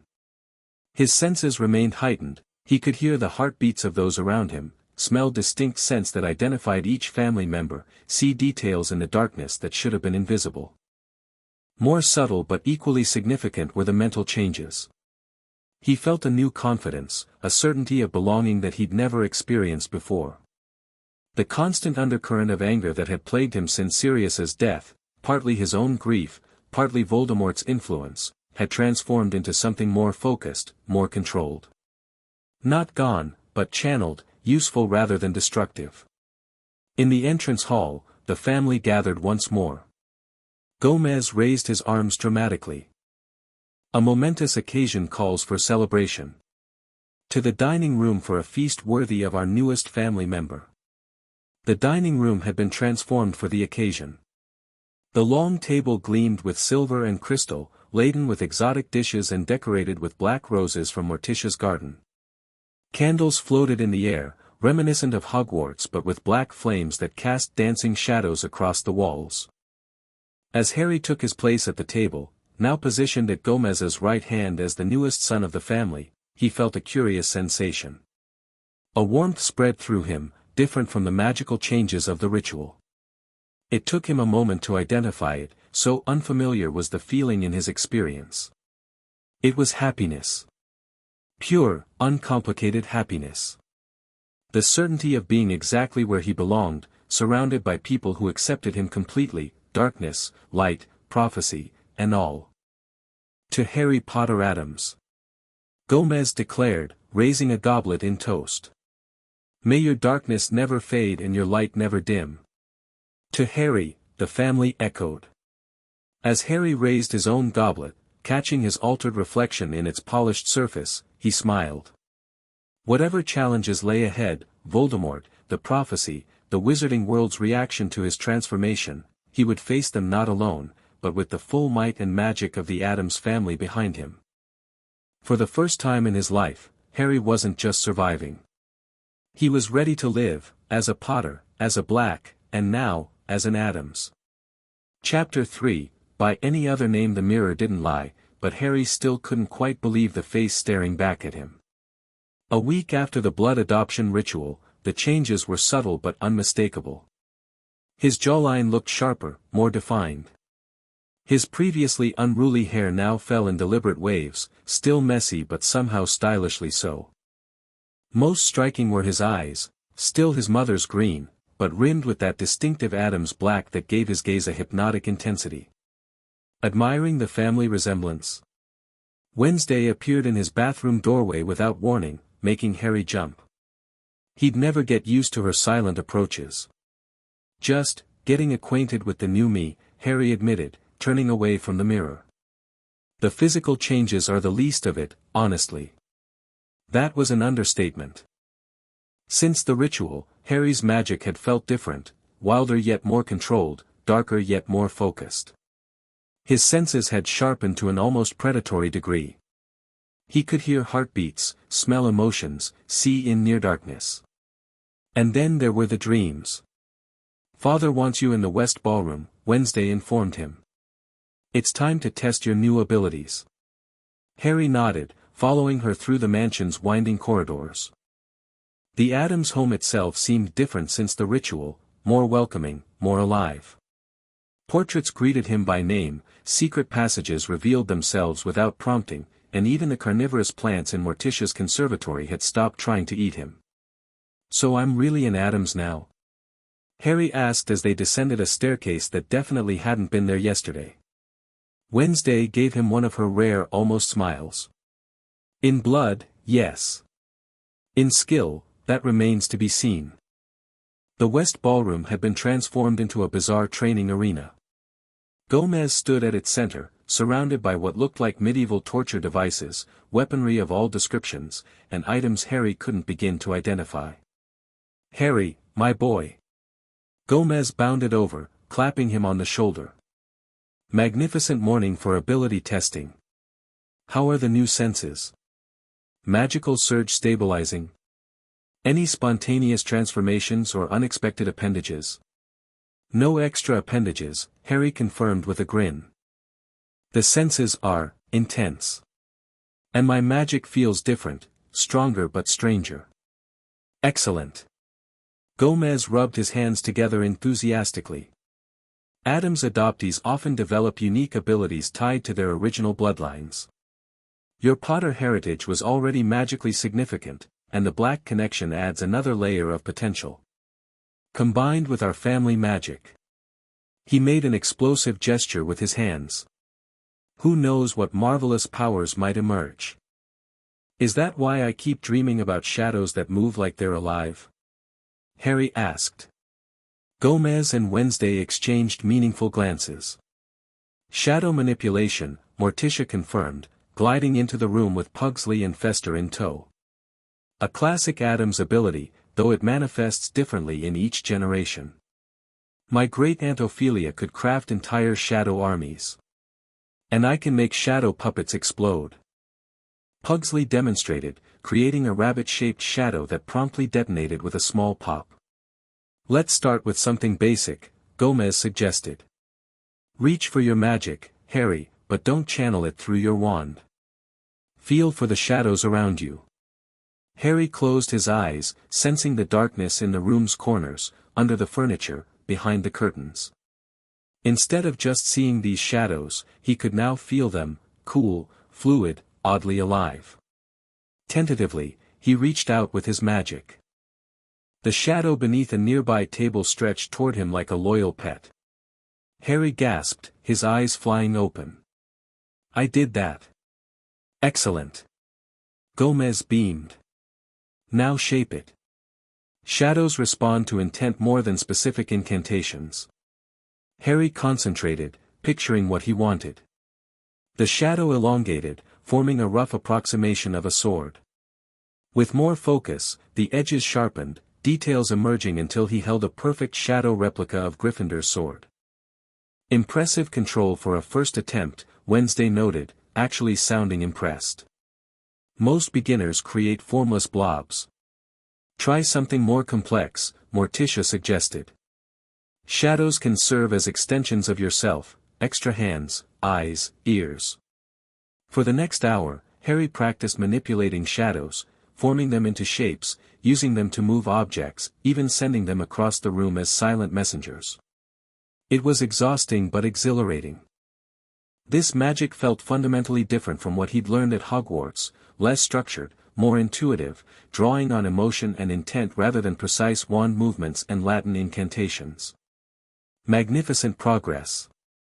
Gomez declared as Harry successfully used a shadow tendril to retrieve a book from a high shelf. Now, let's try something more combative. Without warning, Gomez hurled a knife directly at Harry's chest. Acting on pure instinct, Harry didn't dodge. Instead, the shadows around him surged upward, forming a solid shield that caught the blade midair. Perfect. Gomez crowed delightedly. The defensive reflex is already developing. Harry stared at the knife suspended in his shadow shield, heart pounding. A little warning next time. Warnings defeat the purpose, dear, Morticia explained gently. Addams' family training is necessarily immersive. True ability emerges under pressure. Like when great-uncle Bartholomew taught me to swim by throwing me into the piranha tank, Pugsley reminisced fondly. I learned so fast. The shadow manipulation is just the beginning, Wednesday informed Harry. The dreams suggest your magic is still settling. Other abilities may emerge over the coming weeks. Such as? Harry asked, letting the shadow shield dissipate, the knife clattering to the floor. Impossible to predict precisely, Morticia said. Each adoption is unique. However, given your connection to Voldemort, now transformed by Addams' blood, certain possibilities seem likely. Like Parseltongue. You already possessed that ability, Wednesday reminded him.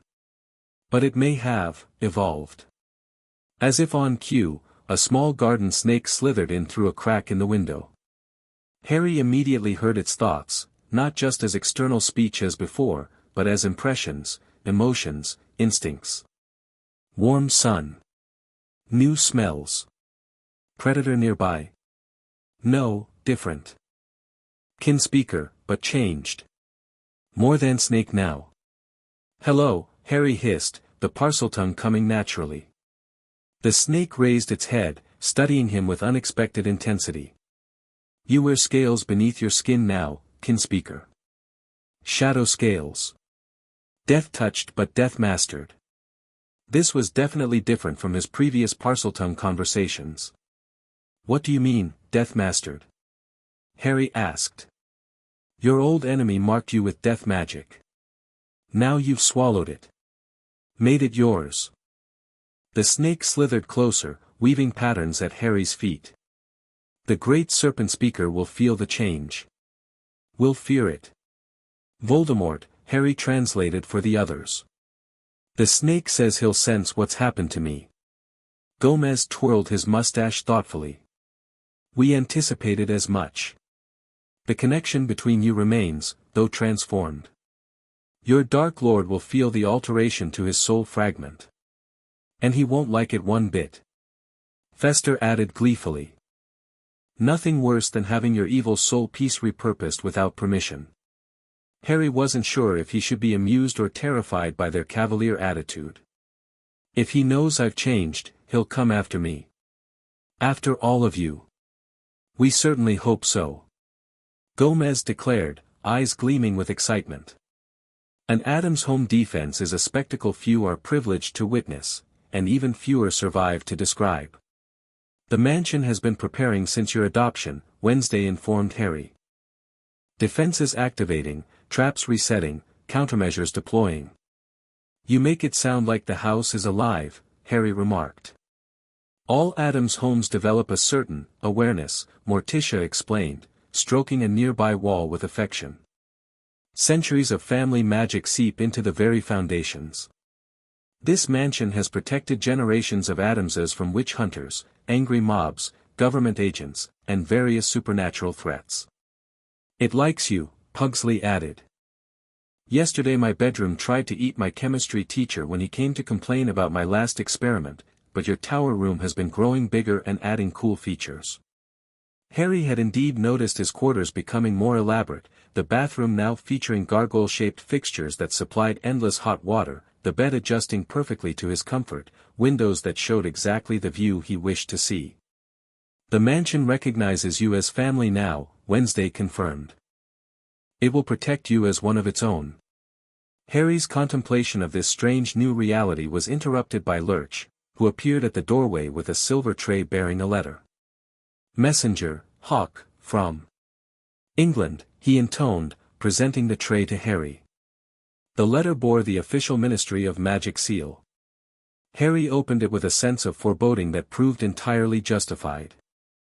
The ministry wants me to present myself for evaluation following reports of concerning magical alterations to a minor wizard's core signature, Harry read aloud, his voice hardening with each word. They're demanding I appear before a special committee in 3 days. How remarkably predictable, Wednesday commented dryly. Bureaucracy's response to the unprecedented is always to form a committee. This isn't from Dumbledore, Harry noted, examining the signature. It's from someone named Desmond Graves, Department of Magical Security. Morticia and Gomez exchanged troubled glances. Graves, Morticia murmured. That's unexpected. You know him? Harry asked. The Graves family has a long, complicated history with the Addamses, Gomez explained, suddenly serious. Wilhelmina Graves married into our family in 1773, much against her family's wishes. They've considered us enemies ever since. Desmond is the current patriarch, Morticia continued. He's held various positions in both American and British magical government over the decades. A talented wizard with particular views on what constitutes acceptable magic. And an unhealthy obsession with normalizing magical bloodlines, Wednesday added. He wrote a treatise on eliminating aberrant magical traits from wizarding family lines. Harry felt a chill. He sounds like a magical eugenicist. Precisely, Morticia confirmed. The fact that he's involved suggests this isn't a routine inquiry. So what do we do? Harry asked, looking around at his new family. Gomez's serious expression gave way to his characteristic grin. We invite him for tea, of course. Nothing confounds an enemy like unexpected hospitality. Father, Wednesday objected, he'll bring reinforcements. This is obviously a pretext to examine Harry and potentially remove him. All the more reason to welcome them properly, Gomez countered, rubbing his hands together. The mansion hasn't entertained a full-scale invasion in decades. It gets restless without occasional excitement. Harry couldn't believe they were discussing a potential ministry raid with such enthusiasm. Shouldn't we be worried? They could try to take me by force. Dear boy, Morticia said gently, taking his hand in her cool grasp, no one takes an Addams anywhere against their will. Not if they wish to remain unchanged. Something in her tone sent another shiver through Harry, but this time it felt like reassurance rather than warning. These strange, macabre people were his family now, and they would protect him with all their considerable power. Besides, Fester chimed in, this gives us the perfect opportunity to test your new abilities under pressure. Nothing brings out magical talent like mortal peril. That's not actually comforting, Harry muttered. It should be. Gomez clapped him on the shoulder. An Addams thrives in chaos, dances with danger, waltzes with the unexpected. Your Potter courage combined with Addams' flair, magnificent potential. Despite himself, Harry felt a surge of excitement. The idea of facing ministry officials on his own terms, backed by his new family's power, held a certain appeal. No more being shuttled around at others' whims, no more decisions made about his life without his input. We should respond, he decided, straightening his shoulders. Invite them here, but on our schedule, not theirs. Excellent. Gomez beamed. A counteroffensive disguised as cooperation. Strategic thinking worthy of an Addams. Harry drafted a polite but firm reply, suggesting that given the significant family transitions he was experiencing, representatives would be welcome to visit the Addams estate in 1 week's time. Morticia added some diplomatic flourishes, and the letter was dispatched with the waiting hawk. Now, Gomez declared, we prepare. The mansion's defenses must be optimized, the family's unique talents coordinated, and most importantly, he drew a rapier from nowhere, slashing it through the air with dramatic flair, your combat training intensified. The next 5 days passed in a whirlwind of preparation. Harry's training took on new urgency, with the entire family contributing their expertise. Gomez refined Harry's swordplay to near-professional levels. Wednesday taught him subtle poisons that could be concealed in ordinary objects. Morticia guided him through complex old magic that required no wand, drawing instead on blood, intent, and family connection. Pugsley demonstrated explosive devices disguised as everyday items. Fester showed Harry how to channel magical energy through unexpected conduits, including, memorably, through his own body, though Harry couldn't quite match Fester's ability to light bulbs in his mouth. Most importantly, Harry's shadow manipulation abilities grew exponentially. He could now create complex constructs, defensive shields, offensive weapons, even semi-autonomous entities that carried out simple tasks. The shadow magic felt natural, as if it had always been part of him, just waiting to be awakened. His Parseltongue abilities had indeed evolved. Harry discovered he could communicate not just with snakes but with all reptiles and, strangely, certain plants in Morticia's garden that possessed serpentine qualities. More disturbingly, he found he could sense death, not predict it, but feel its presence, its history in objects, locations, and people. A useful talent, Wednesday commented when Harry described the unsettling sensation of knowing exactly how many people had died in the mansion's east wing over the centuries, 47, most from natural causes, but a memorable 11 from what Wednesday called family disagreements. It's weird, Harry admitted as they practiced in the library, working on combining shadow manipulation with conventional spellcasting. I can feel Voldemort differently now too. Before, it was like having a radio constantly playing in my head, his emotions, sometimes his thoughts. Now it's more like, I don't know, like I have a compass that points to him. Your connection has been inverted, Wednesday explained, watching as Harry successfully cast a stunning spell through a shadow tendril, giving the magic a visible path through the air. Before, he could influence you. Now, you may be able to influence him. Harry nearly dropped his wand. What? How? The soul fragment in your scar wasn't destroyed by the adoption ritual, it was transformed, integrated. It's yours now, not his. That creates a potential channel flowing in the opposite direction. The implications were staggering. You mean I could get into his head? See his plans? Potentially more than that, Wednesday said, her dark eyes gleaming with academic interest. With practice, you might plant thoughts, emotions, even false visions, just as he once did to you. Harry remembered the false vision of Sirius that had lured him to the Department of Mysteries, leading to his godfather's death. The idea of turning Voldemort's own tactics against him held undeniable appeal. How would I even start? The connection is strongest when you're asleep, Wednesday noted. Begin there, with conscious dreaming. Direct your dreams toward him instead of letting his find you. That night, lying in his bed in the East Tower, Harry attempted what Wednesday had suggested. Instead of employing occlumency to block Voldemort out, he deliberately focused on the compass-like awareness of the Dark Lord's presence, following it like a thread through the darkness of his mind. The sensation was disorienting at first, a pulling behind his navel similar to using a portkey, but entirely mental. Colors and sensations swirled around him until suddenly, with jarring clarity, he was seeing through Voldemort's eyes. The Dark Lord sat in what appeared to be an ornate study, a massive snake coiled at his feet. Before him stood Severus Snape, looking paler than usual. "You are certain of this information?" Voldemort was asking, his high, cold voice sending familiar chills through Harry despite the distance.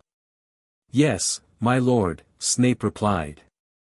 "Potter has undergone some kind of blood ritual with the American family that claimed him. The magical signature detected at their estate was unprecedented. A combination of Potter's core magic with something ancient and unfamiliar. And Dumbledore permitted this?" Voldemort's anger flared, causing ripples of pain through Harry's forehead, duller than before, but still present. He attempted to prevent it, but the legal grounds were complicated by Black's death and the old blood connection between the families, Snape explained carefully. "More concerning is the effect on the connection." Voldemort stiffened. "Explain." "The fragment appears to have been altered, not destroyed. I can sense it when focusing specifically, but it's changed. Integrated somehow with Potter's own signature, plus this new familial magic." Voldemort's long fingers tightened on his wand. "These Addamses, what do we know of them?" "An ancient family with unusual magical practices. They exist in a gray area, neither clearly dark nor light, following traditions that predate modern magical classification. They've remained largely separate from wizarding politics for centuries, though their power is respected and feared in certain circles. And now Potter carries their blood," Voldemort mused, his thoughts turning dark enough that Harry could taste them, bitter with rage and, more surprisingly, apprehension. "This cannot stand. The prophecy specifies our connection. If some American blood ritual has interfered with that connection." Harry felt a surge of triumph at Voldemort's obvious concern, and in that moment of emotion, the connection wavered. Voldemort suddenly stiffened, his red eyes widening. "He's here," the Dark Lord hissed, looking around the empty room. "Potter is watching." Panic shot through Harry. He tried to withdraw, but before he could break the connection, Voldemort's mind slammed against his, only to recoil as if burned. The Dark Lord's scream of pain and fury was the last thing Harry heard before he was catapulted back into his own body, sitting bolt upright in bed, sweating and gasping. His door flew open seconds later. Wednesday stood there, wand drawn, with Gomez right behind her. "You connected," she stated rather than asked. "We felt the magical surge from downstairs." Harry nodded, still catching his breath. "He was talking to Snape about me, about the adoption. He's worried that it's changed our connection, interfered with the prophecy somehow." Gomez twirled his mustache thoughtfully. "Interesting. The Dark Lord fears what he doesn't understand, and Addams' blood is certainly beyond his comprehension. He sensed me watching," Harry continued. "But when he tried to attack my mind, something happened, like he touched something that burned him. The blood protection," Wednesday realized. "Not just your mother's sacrifice now, but generations of Addams' defenses against mental intrusion. Our family has repelled psychic attacks for centuries." Gomez beamed with pride. "The great witch hunter Thompson of 1745 tried to possess my great-great-grandfather Felix Addams. Ended up permanently trapped in a music box, playing the same dreadful folk tune for eternity. We still bring him out for particularly dull dinner parties. Harry barely registered Gomez's anecdote. Voldemort's angry, and scared. He's going to come after me, after all of us. We certainly hope so. Gomez rubbed his hands together gleefully. A proper confrontation has been long overdue. The mansion gets tetchy without occasional excitement. Father, Wednesday interjected, given what Harry saw, we should expect not just Ministry officials but Death Eaters as well. Perhaps simultaneously. A coordinated assault. Gomez looked positively delighted. Magnificent. We haven't had one of those since the IRS and that vampire coven arrived on the same night in '87. Harry couldn't believe their enthusiasm in the face of what amounted to a death sentence for most families. You really aren't worried? Gomez clapped him on the shoulder.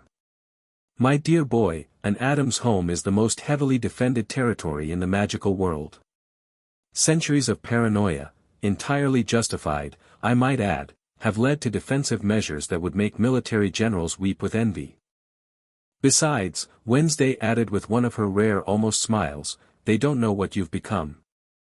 That gives us the element of surprise. The next morning, Harry related his vision to the entire family over breakfast. Morticia listened thoughtfully while feeding her man-eating plant bits of raw meat from her plate. This confirms our suspicions, she said after Harry finished. Voldemort fears the change in your connection.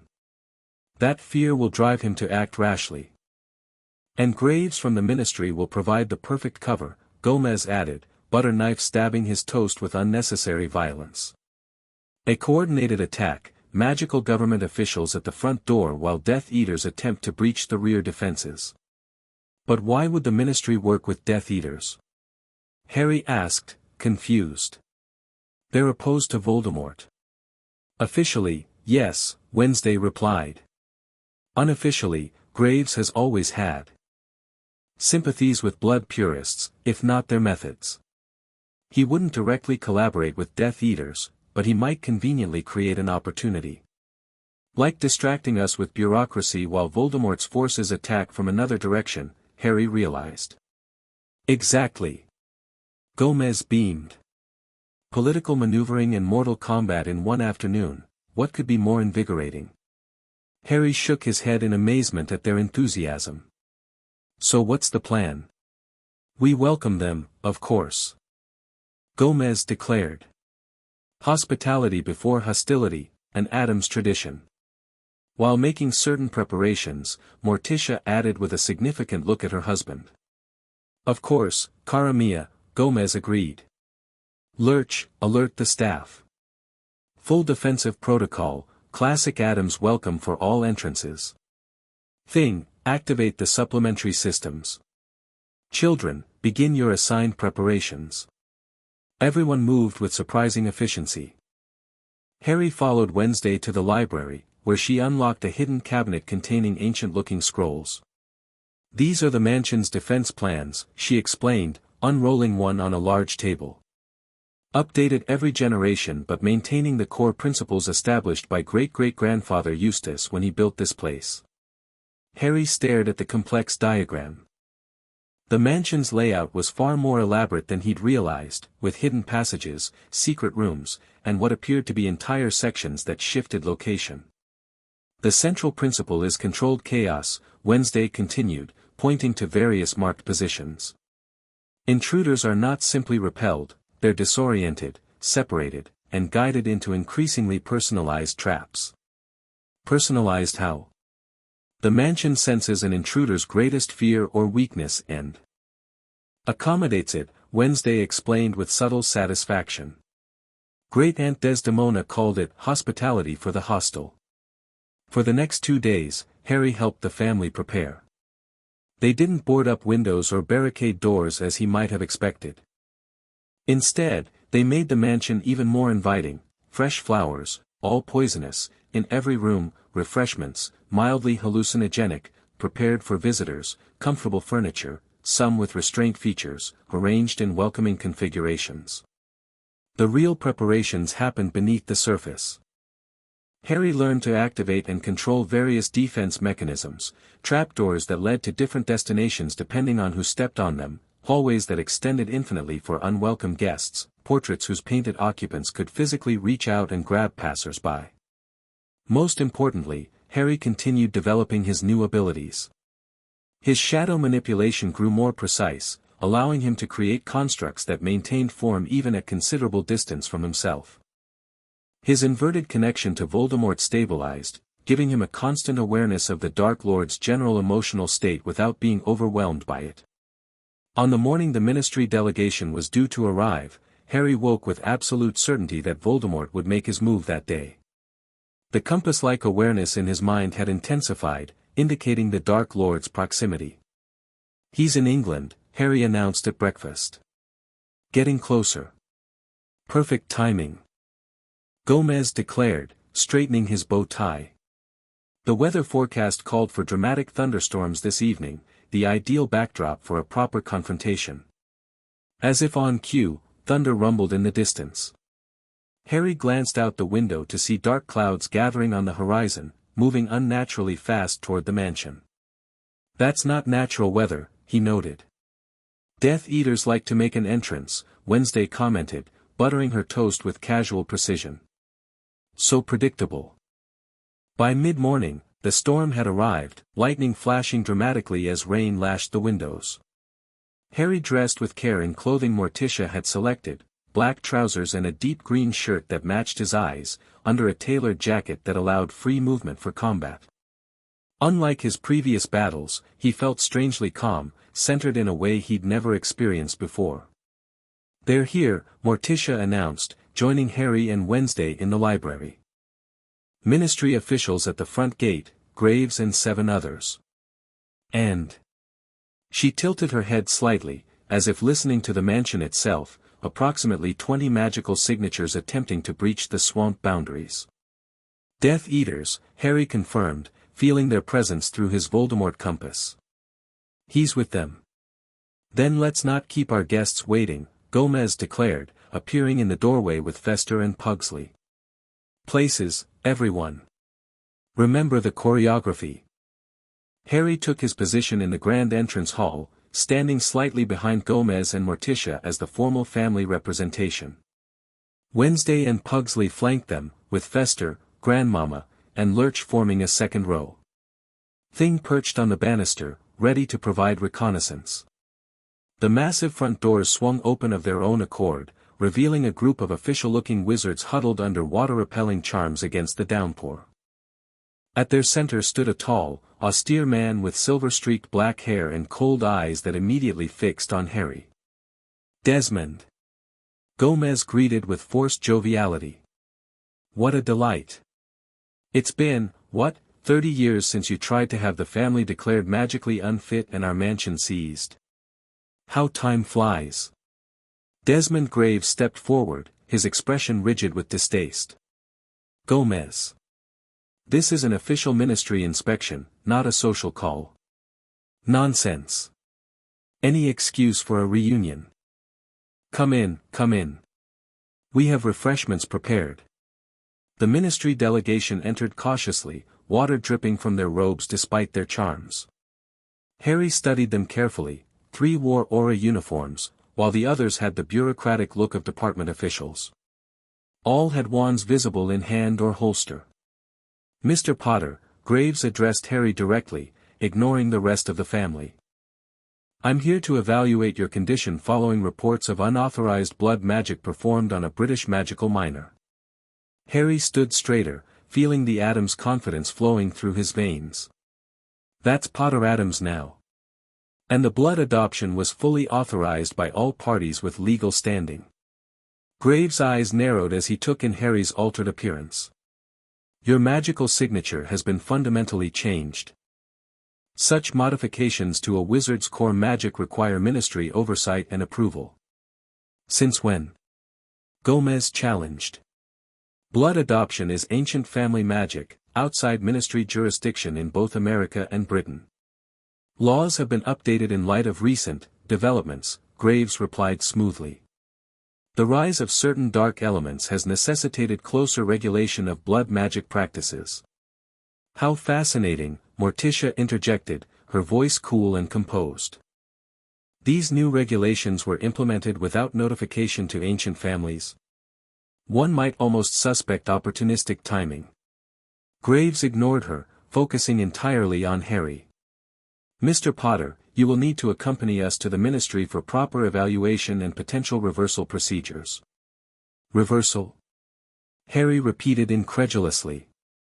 "The adoption is permanent. Blood magic can be undone with sufficient expertise," Graves insisted.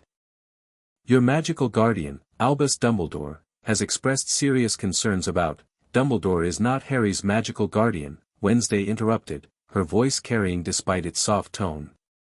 "As we established in our previous legal proceedings, no formal guardianship was ever properly registered following the deaths of James and Lily Potter." Graves' expression hardened. "This obstruction only confirms our concerns. Mr. Potter will come with us now, or we will be forced to—" A tremendous explosion from the rear of the mansion interrupted him. The floor trembled, chandeliers swaying ominously. "Ah," Gomez said cheerfully, checking his pocket watch. "Right on schedule. The Death Eaters have breached the outer swamp defenses." The ministry officials froze in confusion and alarm, while the Aurors immediately drew their wands. "You knew they were coming," one Auror demanded. "Of course." Gomez spread his hands. "Just as we knew your visit was coordinated to create a convenient distraction. Though I must say, Desmond, working with Death Eaters seems a bit extreme, even for your vendetta against our family." "I have no association with Death Eaters." Graves sputtered, though Harry noted he didn't seem particularly surprised by their arrival. Another explosion rocked the mansion, closer this time. Morticia sighed dramatically. "They're being rather rough with the conservatory. My man-eating daffodils just bloomed. What is the meaning of this?" Graves demanded, looking genuinely alarmed now as the situation spiraled beyond his apparent expectations. "It's quite simple," Wednesday explained with clinical detachment. "You arranged to distract us with bureaucracy while Voldemort's forces attacked from behind. A classic pincer movement. Unfortunately for you, we anticipated both parties. On cue, the mansion's internal defenses activated. The floor beneath the ministry delegation suddenly became abnormally slippery, causing several officials to lose their footing. The chandelier above them descended rapidly, forcing them to scatter.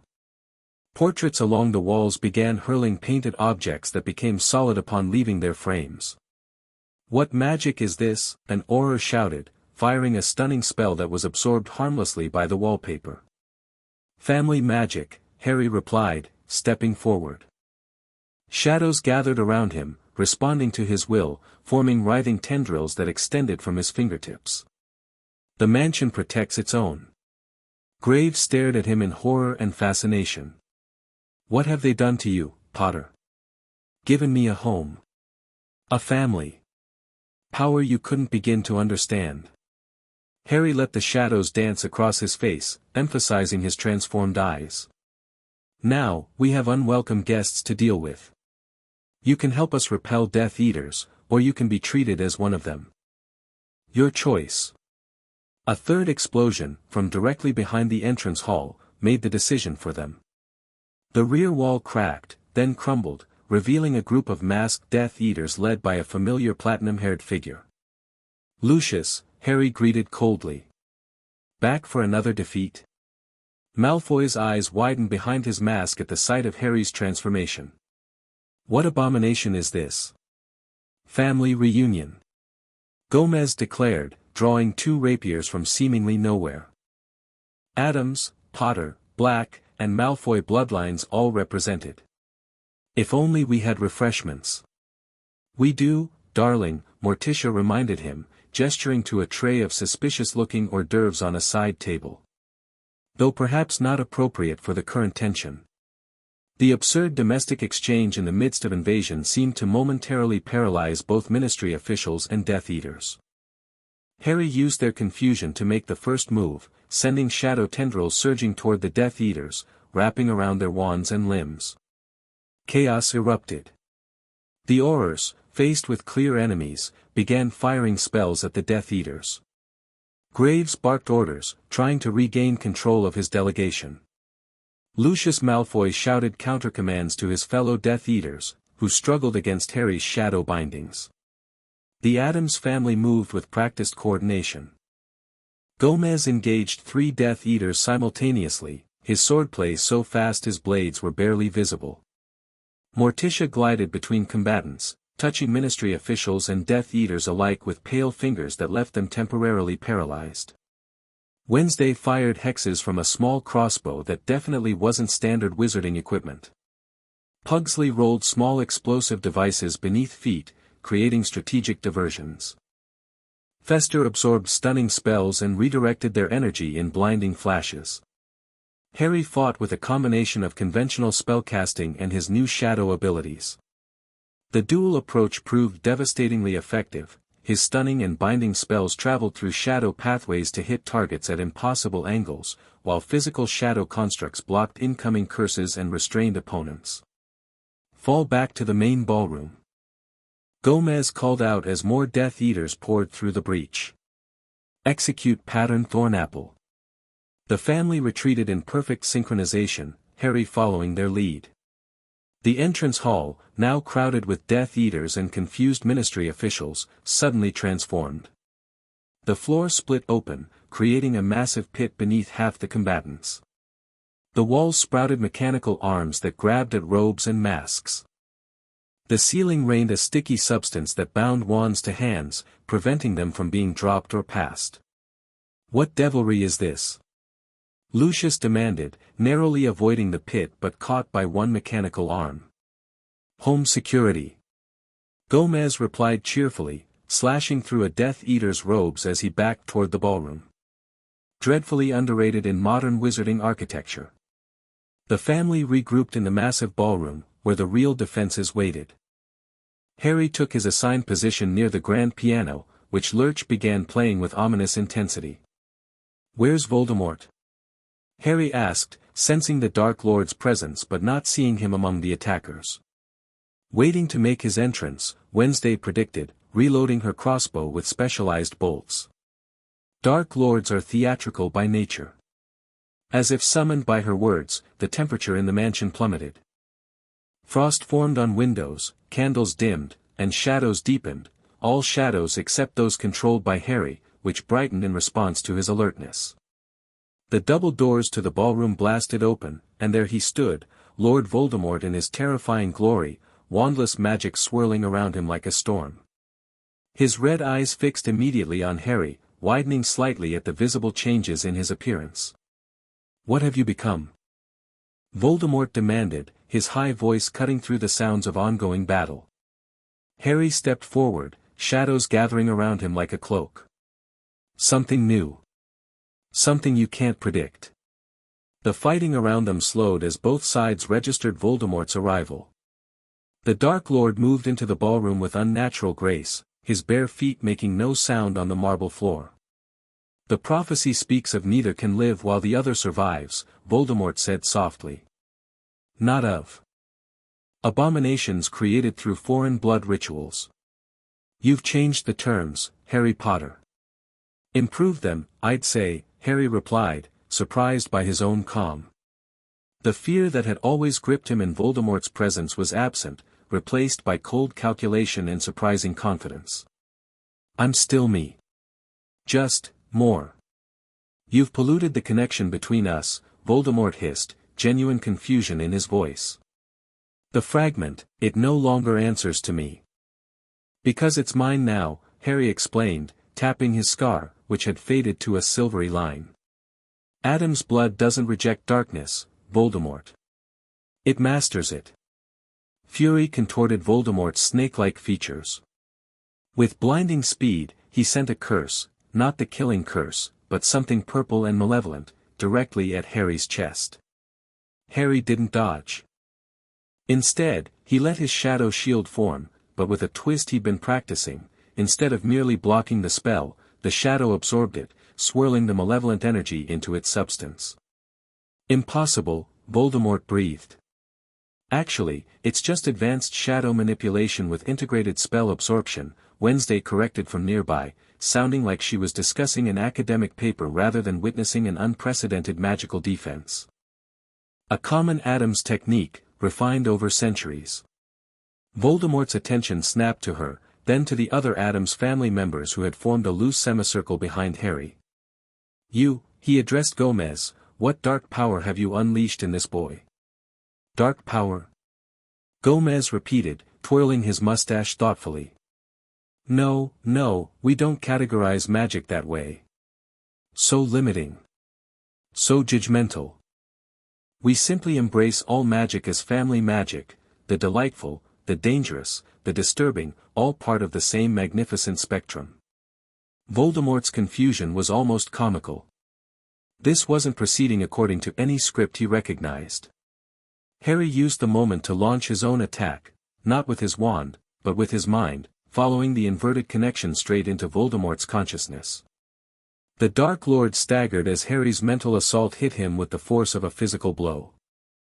What are you doing? He gasped, raising magical shields that proved useless against this internal attack. Returning the favor, Harry replied, pushing memories into Voldemort's mind, not torture or pain, but alien concepts far more devastating to the Dark Lord's psyche: love, family, belonging, acceptance. The very emotions that had protected Harry as a baby, now weaponized through the connection Voldemort himself had created. Voldemort screamed, an inhuman sound of rage and confusion. Power exploded outward from him, shattering windows and toppling furniture. Death Eaters and Ministry officials alike were thrown against walls by the magical backlash. The Addams family stood firm, protected by generations of defensive magic woven into their very blood that now flowed in Harry's veins as well. He maintained his mental assault, forcing Voldemort to experience emotions he had never known, could never comprehend. Stop this! Voldemort commanded, his voice strained. He raised his wand, visibly struggling to focus through the emotional onslaught. Avada Kedavra! The killing curse shot toward Harry, its sickly green light illuminating the ballroom. Time seemed to slow. Harry had a split second to decide, dodge, block, or try something new. He chose the third option. Drawing on instinct and his new Addams intuition, Harry reached out not with his wand or even his shadow magic, but with the transformed fragment of Voldemort's soul that now answered to him. As the killing curse approached, that fragment recognized its source, resonated with it, and Harry commanded it to respond. The killing curse stopped midair, suspended in a web of shadows that pulsed with eerie green light. Harry felt the deadly magic struggling against his control, felt Voldemort pouring more power into it, trying to force it to complete its purpose. That's not possible, Graves whispered from where he had taken cover behind an overturned table. No one can stop the killing curse. An Addams can, Wednesday stated with simple certainty. Harry stood with his arm outstretched, sweat beading on his forehead as he contained the deadly spell.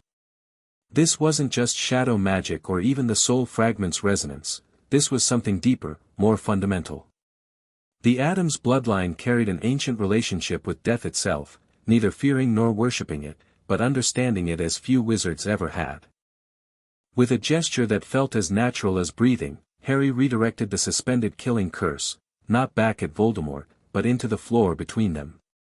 The marble cracked and blackened in a perfect circle, dark energy spreading outward in intricate patterns that resembled the Addams family crest. Silence fell across the ballroom. Death Eaters, Ministry officials, and the Addams family all stared in disbelief at what Harry had done.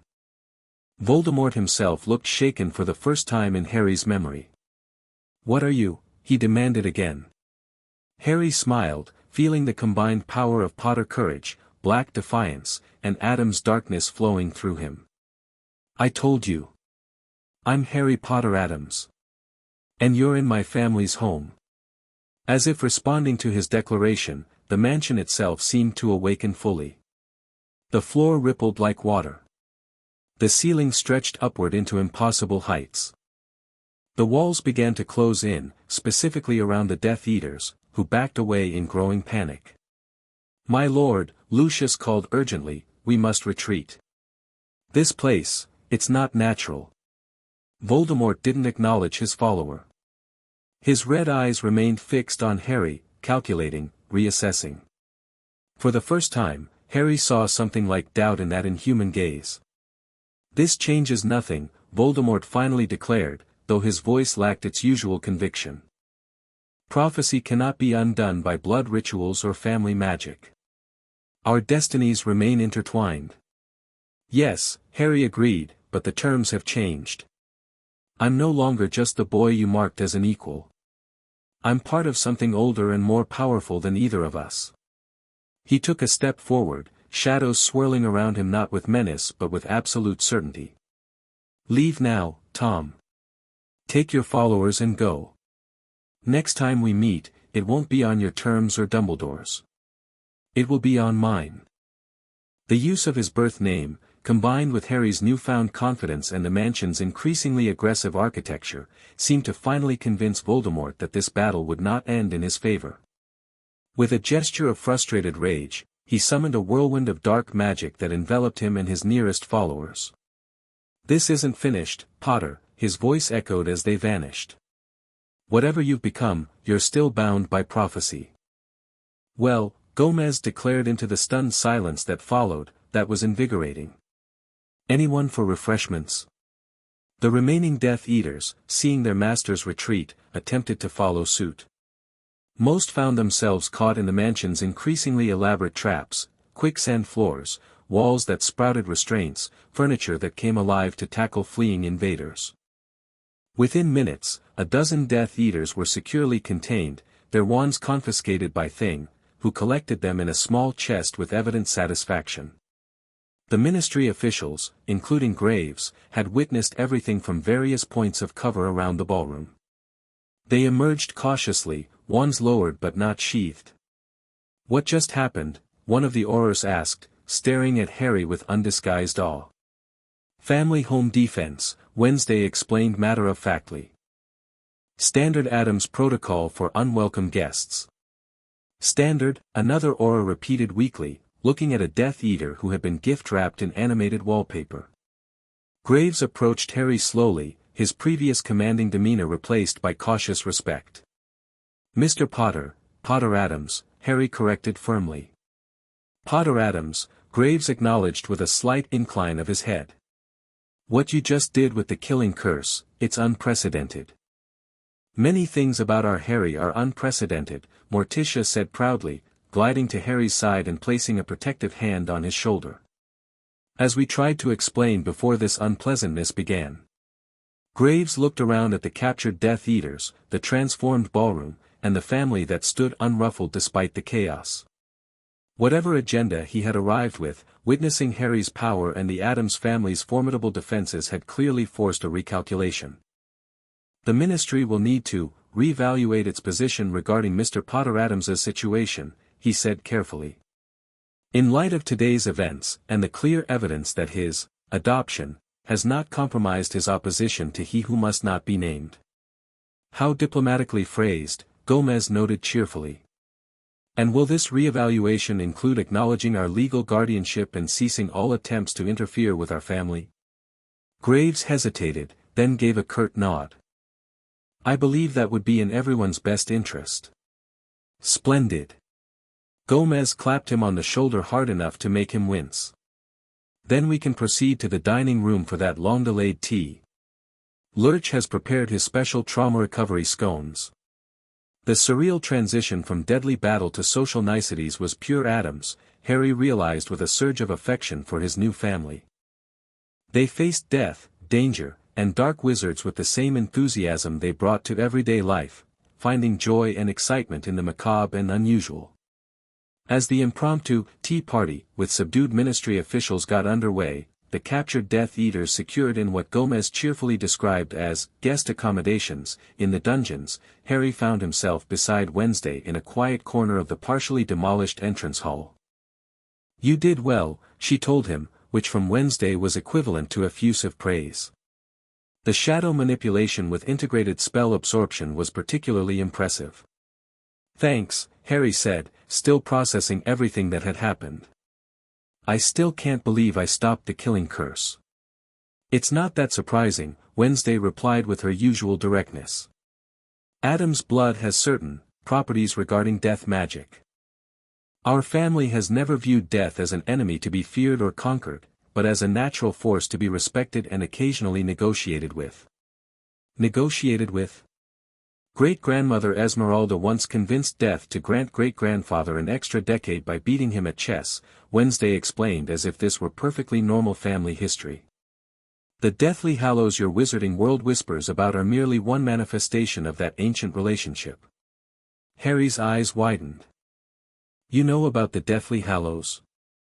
Of course. The Peveril brothers were distant cousins to the Addams line. Their creations were impressive, but ultimately unnecessary. True mastery of death comes not from magical objects, but from understanding and acceptance. Harry wasn't sure if she was being literal or metaphorical, and with the Addams family, either was equally likely. Before he could ask for clarification, Morticia approached. Harry, darling, Minister Scrimgeour is on the floor. Apparently, capturing a dozen Death Eaters in one's living room warrants ministerial attention. Harry groaned.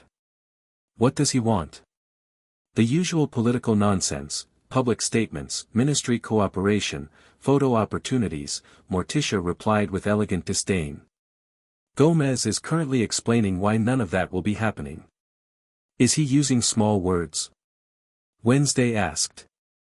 Ministers typically require simplified explanations. Very small, Morticia confirmed with a slight smile. Along with visual aids involving the family sword collection. Harry laughed, the sound surprising him with its genuineness. After everything, the adoption, the battle, facing Voldemort, he felt lighter than he had in years. The weight of prophecy remained, but it no longer felt like a burden he carried alone. What happens now? He asked. Now. Morticia considered. We rebuild the damaged portions of the mansion. It enjoys renovation after successful defenses. We prepare for your return to Hogwarts, if that's still your wish. And we celebrate, of course. Your first full-scale family home defense deserves commemoration. I'd like that, Harry said sincerely. All of it. Later that evening, after the ministry officials had departed with their prisoners, after the family had feasted and celebrated in their unique way, involving several explosive toasts from Pugsley and an energetic sword dance from Gomez, Harry found himself on the mansion's roof, watching stars appear in the clearing sky. Footsteps behind him announced Gomez's arrival. The older man settled beside Harry, offering a small wooden box. A gift, Gomez explained, to mark your first victory as a Potter Addams. Harry opened the box to find a signet ring bearing a combined crest, the Addams family, intertwined with elements of the Potter coat of arms. It was your father's, Gomez said softly. James gave it to Sirius for safekeeping during the war. Sirius sent it to me when he was in Azkaban, fearing it would be confiscated. I had it modified to reflect your new dual heritage.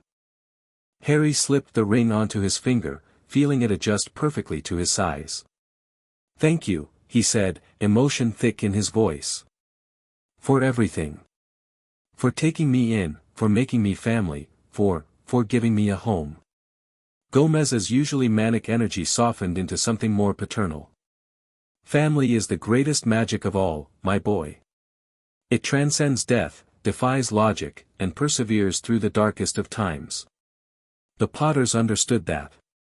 The Blacks, in their better moments, understood it. And we Addamses have lived by it for centuries. They sat in comfortable silence for a while, watching bats emerge from the mansion's towers to hunt in the twilight. Voldemort will come back, Harry finally said. The prophecy still stands. Prophecies are tricky things, Gomez replied thoughtfully. They show destinations but not paths. The road you take to fulfill it, that's entirely your choice now. Our choice, Harry corrected. I'm not alone anymore. Gomez smiled, his eyes gleaming with pride. No, my boy. Never again. When Harry returned to his tower room that night, he found a letter waiting on his desk. The envelope bore the Hogwarts crest, but the address made him smile. Mr. Harry Potter Addams, the East Tower, Addams Mansion, Cemetery Lane, Westfield, New Jersey. Inside was a brief note in Dumbledore's distinctive handwriting. Dear Mr. Potter Addams, news of today's events has reached me through various channels, each account more remarkable than the last. While I confess to lingering concerns about your unorthodox adoption, I cannot deny its apparent effectiveness in strengthening your position against Lord Voldemort. Hogwarts awaits your return in September, should you wish to continue your education with us. I believe your classmates and professors would benefit greatly from your new perspective, as unconventional as it may be. With newfound respect, Albus Dumbledore, Headmaster. P.S. Please extend my regards to your formidable new family. I find myself both relieved and somewhat alarmed to count them among the school's extended community. Harry laughed out loud. Even Dumbledore, master manipulator and chess player, had been forced to adapt to the new reality. The boy who lived had become something else entirely, something unpredictable, powerful, and fiercely protected. From his window, Harry could see the family cemetery bathed in moonlight. Somewhere out there, beyond the protective boundaries of the Addams estate, Voldemort was regrouping, planning, seething. The prophecy still bound them together, their destinies intertwined toward some final confrontation. But for the first time, Harry faced that future without fear. He had found his true home, his true family. Whatever came next, Hogwarts, Voldemort, the fulfillment of prophecy, he would face it not as the orphan boy forced into a role, but as Harry Potter Addams, embracing both his past and his future with confidence. In the distance, a wolf howled at the moon. From somewhere deep in the mansion, Lurch played a haunting melody on the ancient pipe organ. Wednesday's latest experiment created a brief flash of purple light in the West Tower. Pugsley's muffled explosion rattled windows in the East Wing. Morticia's night-blooming roses released their intoxicating scent into the air. Gomez's delighted laugh echoed from the fencing salon where he practiced his midnight dueling. Normal sounds. Family sounds. Home. Harry Potter Addams smiled and closed his eyes, truly at peace for the first time in his life. The end. Thank you for watching this video. Please be sure to subscribe to our channel and like this video.